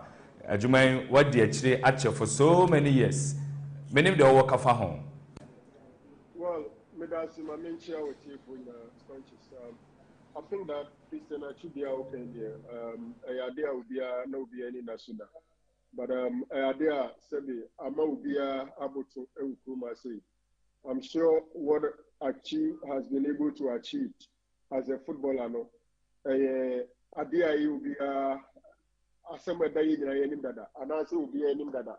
It's not anything idea. And I say I ask them for a free night. Yeah, but the problem what Achu has done for Ghana, and then this unfortunate incident we've gone through a lot of torture until eventually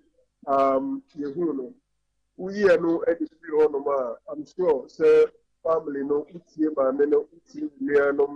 and then apparently Kameko said Oyenipa Bakwa Yakupo Yinodima Ebusiano. But sending a piano, will be arguing well last year. Now,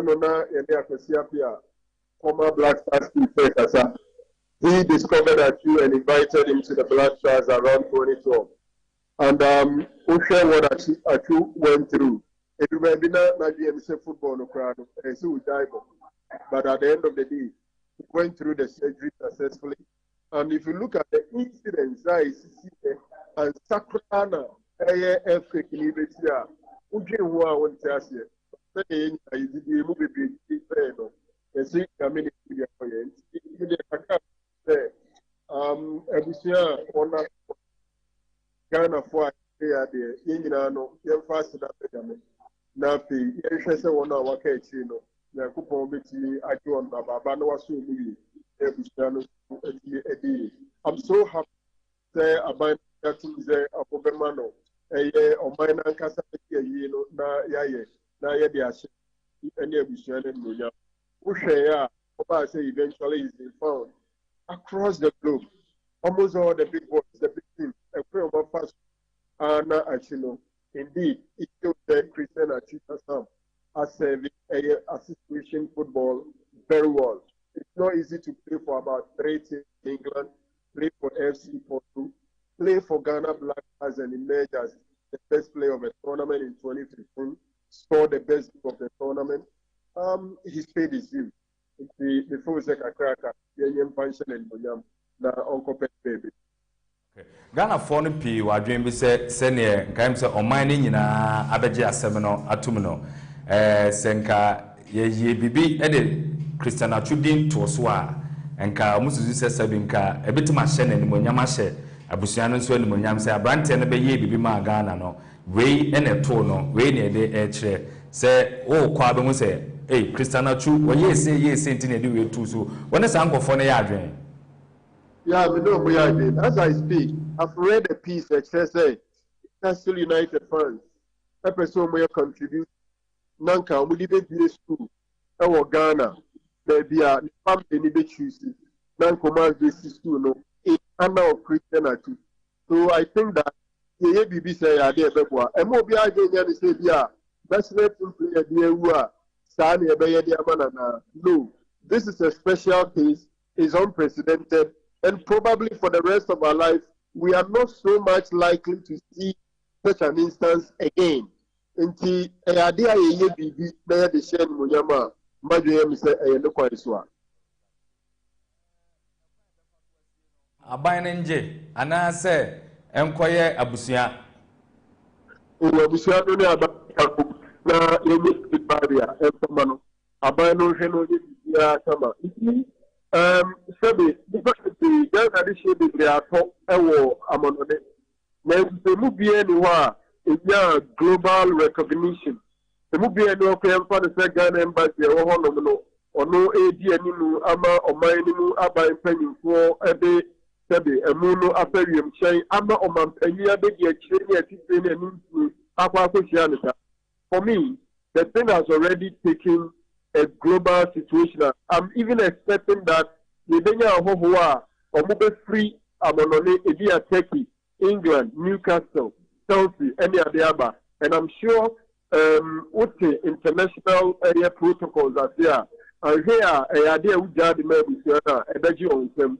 And the one, it is good the mother country would take charge of it. Now they are making sure the protocol and everything. Na Asho I'm sure that some international media houses would want to broadcast it live. And I'm sure the government has the ability and the capability to do it and do it better than the American. Now, and what you know now, former legend, Edema national team, John Pencil, on also didn't send me out to about say blame no also blame Ghana Football Association. Now mo kan ho bi na Christian Achukwu pie mu ewo Turkey ho senka edrumre bi mo moto nsa frɛ na enka ebi anka chua nkopie mu ho asɛm ya wakan ebi dodo na ne nya adwen ebi nso ne ya adwen menim oyɛ an astute sports journalist menjo adwen che kakra mfa. Hello Stonchist. Hello. Now but what menka line number. Yeah. Now me busa about John Pencil so asama wakoka say one day suborn or the Bibebo Ghana Football Association any kwa mo first way or mo selection. Menim say a chawa suma. Menim wadwen chrefa ho. Yeah, you see John Pencil activity very serious. One, and it's a person of treasure or when before they decided why never Black Stars and a why never Black Stars, why never Freno and a why never Freno. Because say Archie was only 30 years. And a year before you and a brand in Uyo, Mania Brea, or Moya or Muhu said it, or Mufanasem, or we need Black Stars in them. Our man friend him, Limpo. Can come up to friend and could be a better team, Eddie boy. Free I know they are couple, free I know they are couple, they are not. Only team limbo. Nina Nam, AF GF before, and friend of Black Stars. I ask myself, hey, what don't you basically telling us is that it is the FA that decides who plays for the Black Stars, who gets called up, and who doesn't get called up. And it is something that Ghana will be achieving. And so you are and I jump in to we are not the free honor. It is also telling us that as a Black Star player, jump in to Latin okay, it will be a Black Star player to be here or national and some of them and I also think that from jump into statement, it also presupposes that players near suffer or more. And so we now almost to stretch almost making high demand because the national team is a platform for them to launch their career, for them to get better teams to play. We are not the free one man. Yersha at the time they stopped calling him. Me imagine him like the national team, a team. It's nobody that we are over part of the team that is being built. So you have an advantage over people who have not been called before. But I think that if we want to, at a point in time, I think everybody gonna class the coach. Everybody gonna injury. And if you are one to young friend. So for me, unless the pencil knows something, otherwise, I think when Achu was on form, he was fairly called. He had his fair share of games. I wouldn't want to blame anybody so much. second Omotaya Chinchina, a true baby, Omujale. And I'm asking myself, well, is John Pinson saying that because at a point in time they stopped calling him, and they said, well, female, yeah, and my epic one, ministry for and play rule. It's something as a nation we can ponder about, but I think it's a very serious and indicating that the sense of his knowledge and for experience, it could be something last start the all-time number 2 are going for John Pinson. Among for the argument, on the capacity for the day, from what I saw and for longevity, for dedication and commitment, my best number 2 for the Black Stars is John Pinson. And he knows the ins and out of the team. So it makes it a bit difficult to brush it aside, say, not some of all countries can put the money and the baby. But the mayor were home, it's coming here, and the other thing says, maybe from the other to see me. Sir, Abusa Muguzo Amohe GMTV, Yene Sir Franco of Casbane Media, and Etchin Como. Sir, what are my young shell Kotoko? Goalkeeper, one was so shas here, Minanameda, the national team buy for the Casara. Once again, your line has gone bad. But Otemenka. Sir, but Otemenka. Yes, better now. Oh, okay. Now, you busa about Kumasa Santikoroko, goalkeepers, Menua, can say in Central for Kakra, and supporters in Ibinum. Asha say, Edu, Minim, sir, Omo person who say win a yard and I say win a yard than lad any a branch of Frederick Casari. Why and also a Kotoko number 1 goalkeeper and they say the form in Asia. It's an interesting discussion. Very interesting. Now, Omo Frederick Casari, you know, if you imagine they almost say, this is the first time only than lad any competition. Some competition, you know, they see back, I think somewhere 2019. Ghana, AWNA, Africa Youth Tournament. You know, I think, Morocco. Now, Asari, the lad, and goalkeeper, one medium as you see, appear. Those were the 3 goalkeepers of the tournament. And at that tournament, the competition was so keen amongst those 3.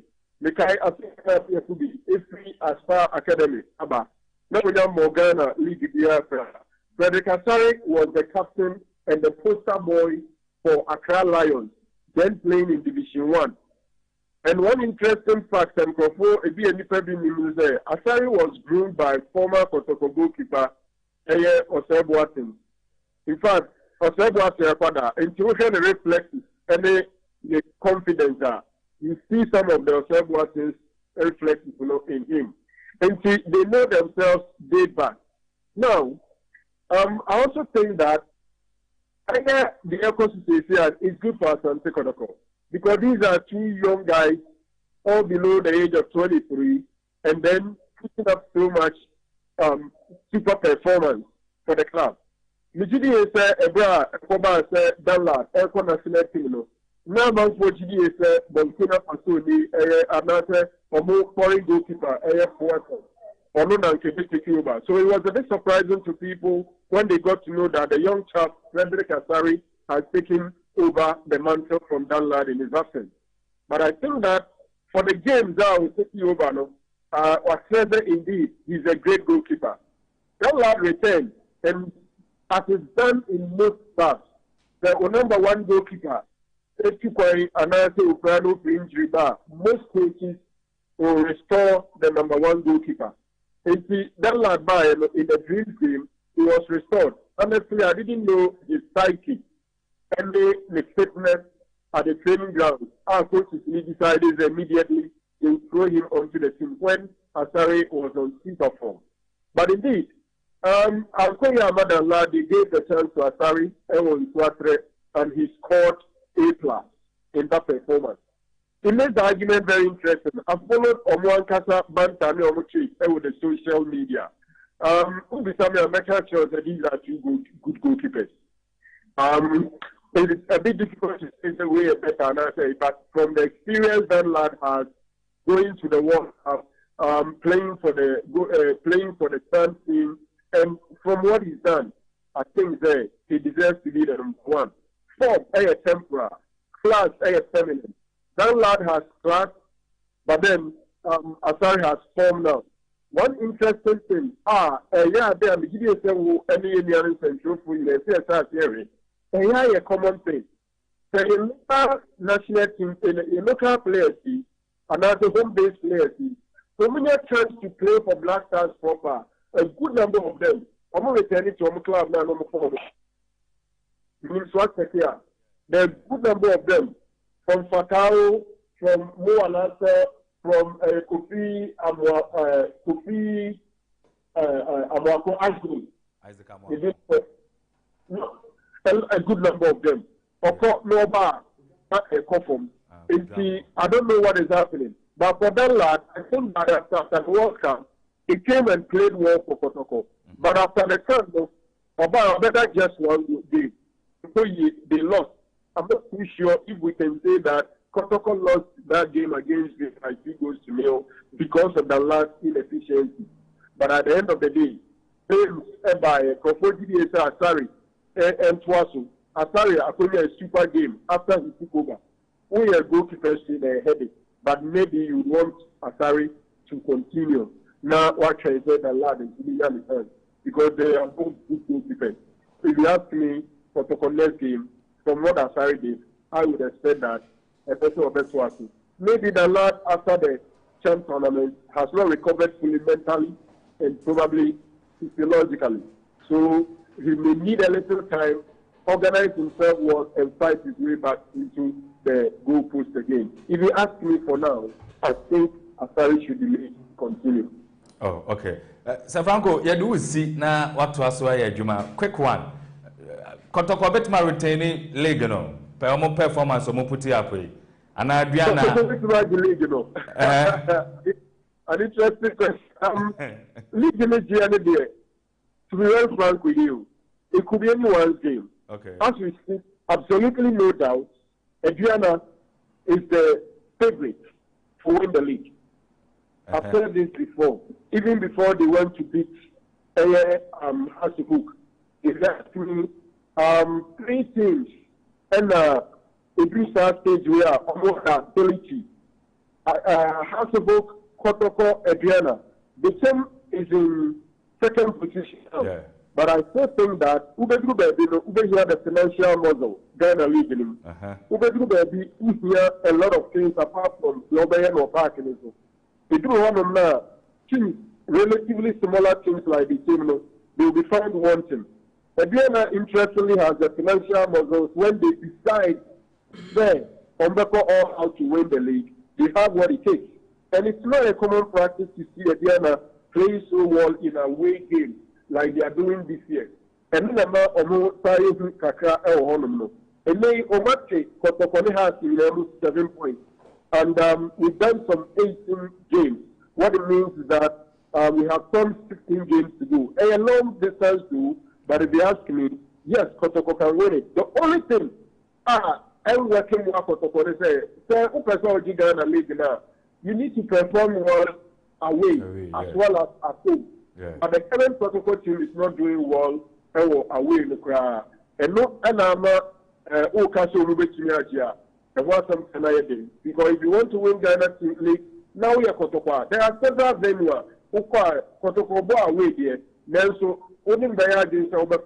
Not Kotoko supporters who want to do mono. Also, I say the home team. Yet Kotoko is not performing well away. And see, Emma, who is our question, Kaka? Say, why are they not doing well away? If Kotoko wants to win the league, then they have to start playing well and win games away. Otherwise, our league in each year. For me, the favorite to win our league now is Adriana side.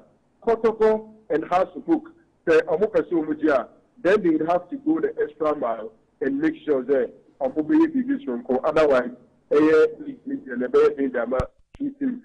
be very frank, if you ask me, the reason why Kotoko is not doing well is their head coach.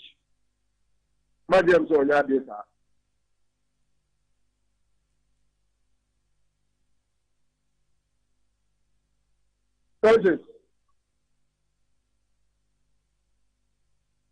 Stonchist, can you try and send your way and first in the Mikasa and every boy? Yeah.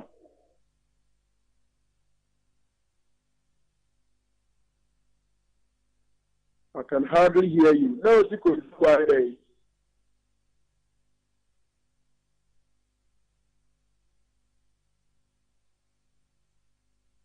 I'm sorry, Stonchist, I can't hear you.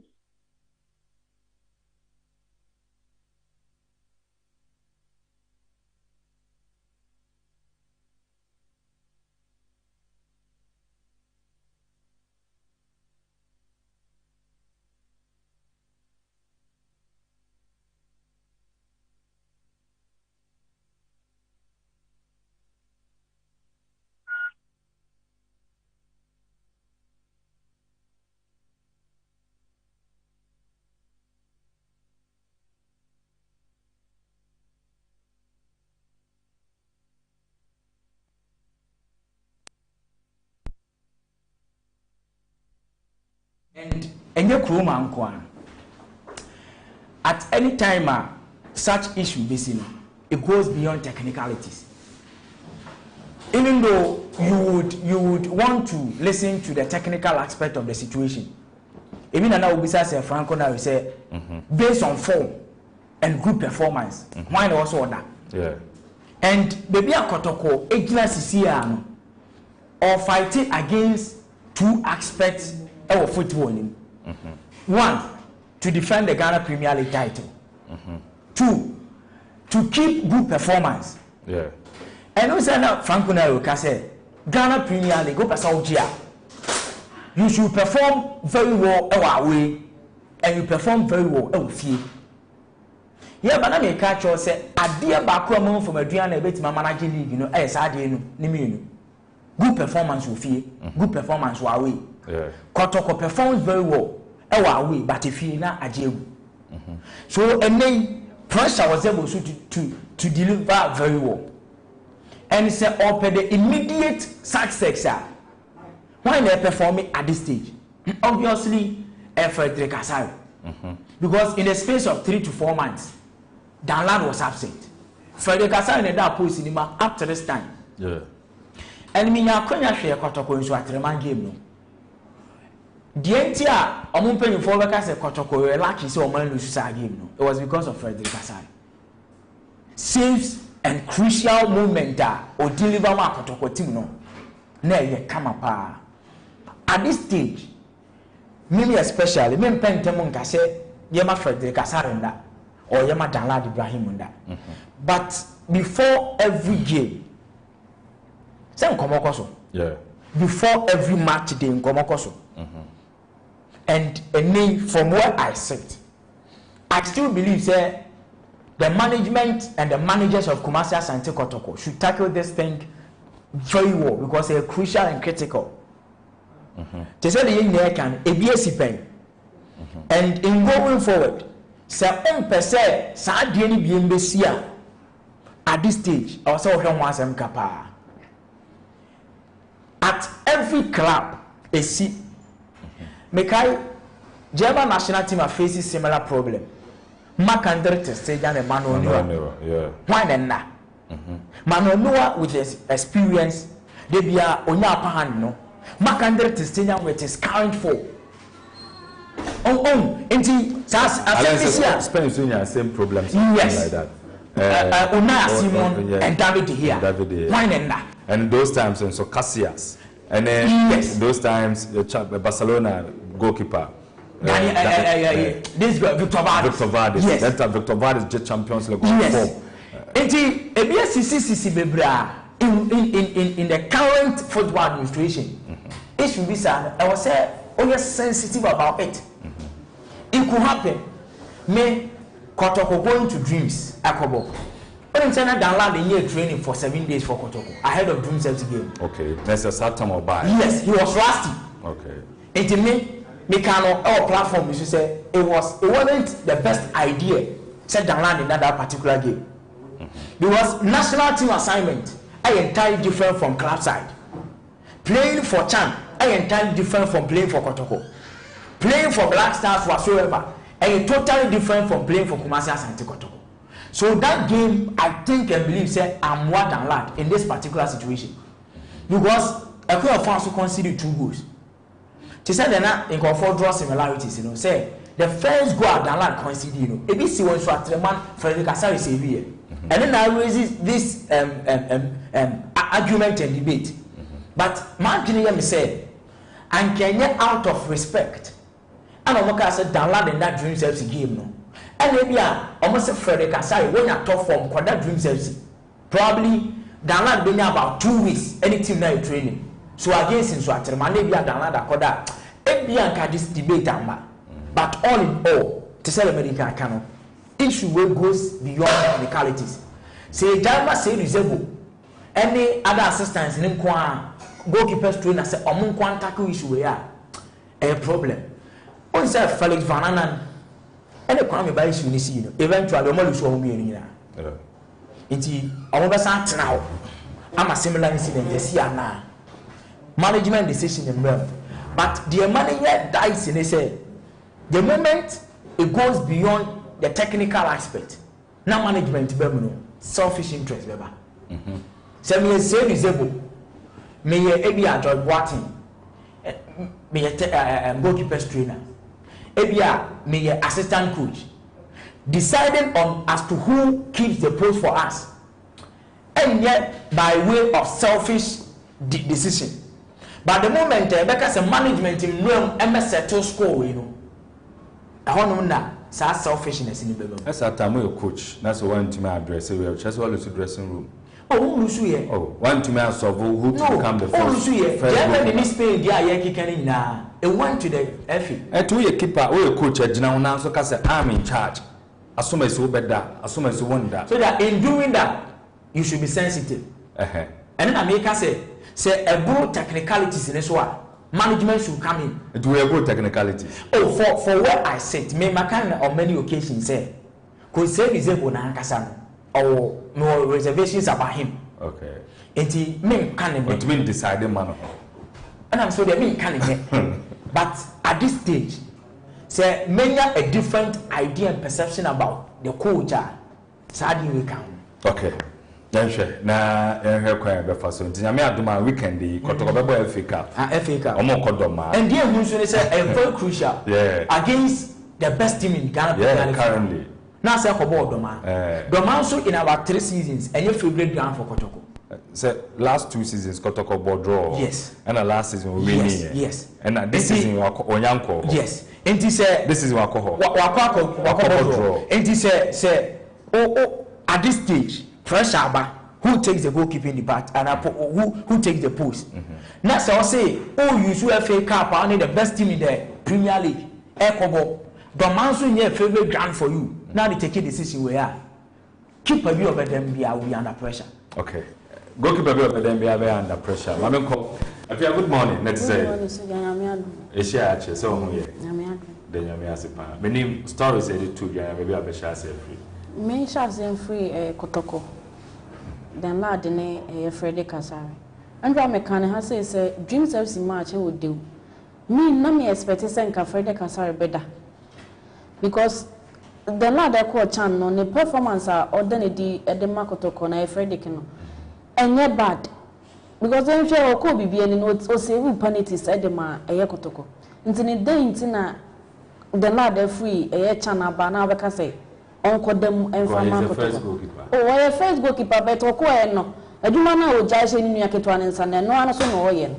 Ongu ni hu ni mase. Ntia man entram bench. Ongu ni hu ni mase. Ntini dey ntina wo kwase sane say the lad dem ma meda. Na we Frederick e free. Me ngwa me kana asase ye omu ko dreams ni say Frederick ne da yankasa 2 goals ni nke ntimi mba. E dey na ma okasa. Because na make us the lad the so what the goal post ni musa. What them why 6 bebre. What them bebre. But oja hoko chan no. Ejuma na the lad ye no. Eno na Frederick baba ye no. Baby bia nu ye den etosi. Ntini say wa bakwa o mu say we panini we first goalkeeper the bet.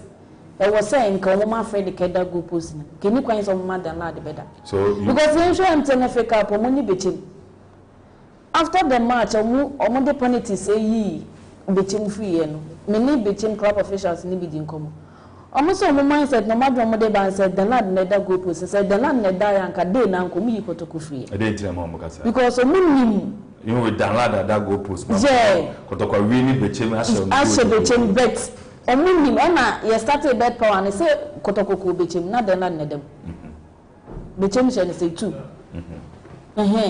ntino no je mo chese senko mo ba no mo do mo dwinya say den na den ede ebeda say den na nedem dia nko mo be she kotoko easy ntino mi susu nti na no mo ko nsu atere no me like me place and me choose almost say first 11 no me Freddy Kasari no so na coach say Giuseppe say my Freddy Kasari nye dey enda so you tip Freddy so be ahead of Danlad yeah Danlad dey training kakra before say oba be taking position okay perfect ba ko be ka ho na wrap it up na engineer sorry mama fa ministry omadoya omakoyi be wi asena e won entina mo bi nyansa na wo akwakoyi okay because now no energy there you coordinate here the ma coastal estate ntini mutsina say ma ono no koye papa ana say Ghana say enipa ne mba abontin meka say ni na ekoso ansa na moteki the dance de beka ho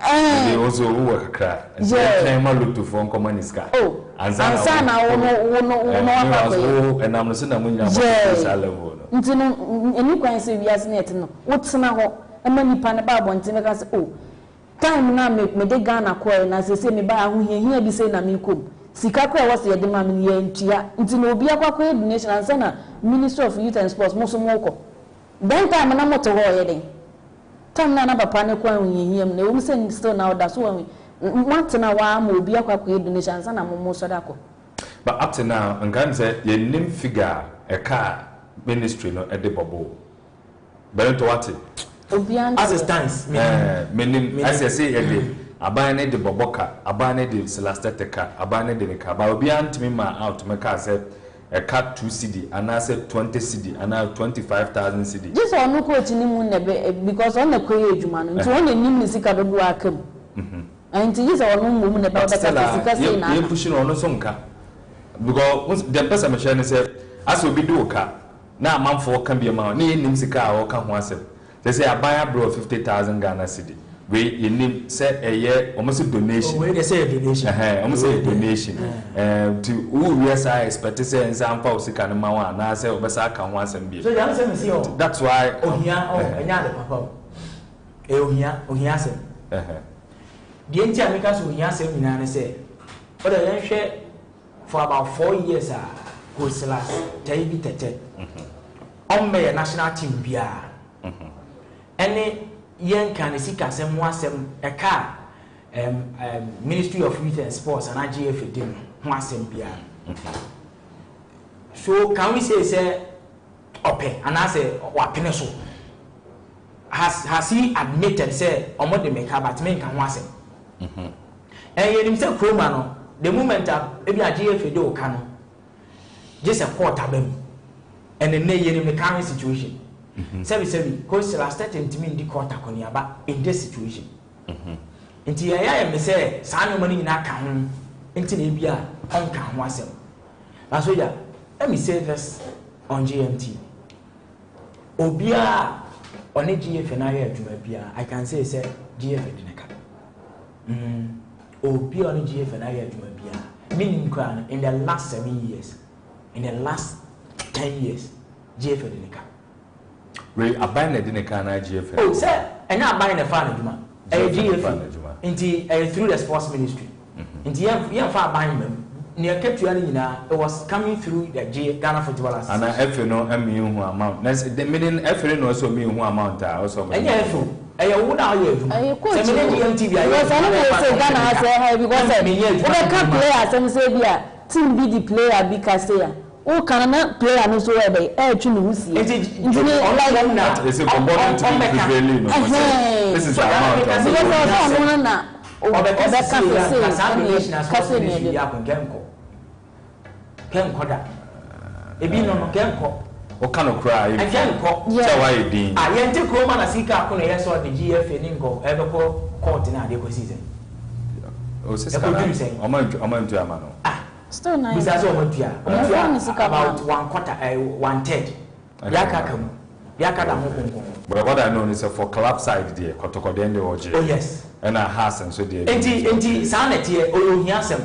Back it we security wise on. Yeah, name friends. Sadia na be hu you know. Me mark na ya me say it wasn't the best. Emudia. Si donation no. Donate okay. So omu base kan na one who say you try to say hey, physical money. Omu nipa mobo. 50,000 500 million. But also let's Soulja. Yeah, donation say Benito Abeche Soulja 500 million. Oh, ni fee. Physical cash. Hey, there be security wise and so can me imagine the come you damage check. Yes. Na sika na we chire emphasis cash. Na what track to appointing na say sisi e councilor tete anya hwe ko ni fee 500 million dollar. Hey, had you better hear. Mama yenye ko wonye adwuma. So so na we kwa chire. Sika na ta next time. Imagine. Say you dey so na she Brownville. And they say you. And figure. And they man could share. Sika na that's no here. Say bundle. Amiku. Bundle. It's 50,000 negativity. Oh, na say sisi 200 cedis no. Okay. All right. Solomon Bontag, Mame Chano Pay, or Circle, was just Stonchist the Black Soulja, or show on live. SK Setino, good morning, Black Soulja. Or say, he always keep asking him when is NKD joining us. But yeah, every promise better than can not also every hope. Young friend, see, now, I fear you call final words. Yada, the force is our brain, baby, or Moko, no more, and say, Omuni, why you see any hope. Till Monkoso no more GMT. All right, champ. Now we have more time. Until you must share in our film. The old Bian fire and so by them TNF cup, Ubia and Ubia. Baby, I do know. I do bunum. Yes, indeed. This one I acquire, you know. You bear more to ever come once because I'm on for interest of Pan. Kind and Shannon, so we near. Oko represent Ghana or Confederations Cup. Kotoko. Adriana Stars, Liberty Professionals, Sky still. Yeah. Sky. Samates. Wow, Samates we can be young Ghana Premier League, MTN FA Cup, to the home como Ebeba. On this note, so there is Jumadi and I see. From Isaac Osai, Emmanuel, Stonchist the Black Soulja, better BBS, especially MCR, Michael, Freeman, DJ Punch, and I'm at the pay forgive. Te Nancy Posha Kudum cancer or the newspaper review by Nanadu Bakon by Champion Benito Otenenka, Sanson and Fear Venetius Otenenka. Me, your friend Isaac Osai, Emmanuel Stonchist, the Black Soulja, can't say Binano or the other room. Now, Odia Chair, Dumdomia, China, same time, 7:30, Besat say. Now, it is Sports Eye Abama Kwemo. Mucho gracia, hasta la vista. Thank you very much. Good morning.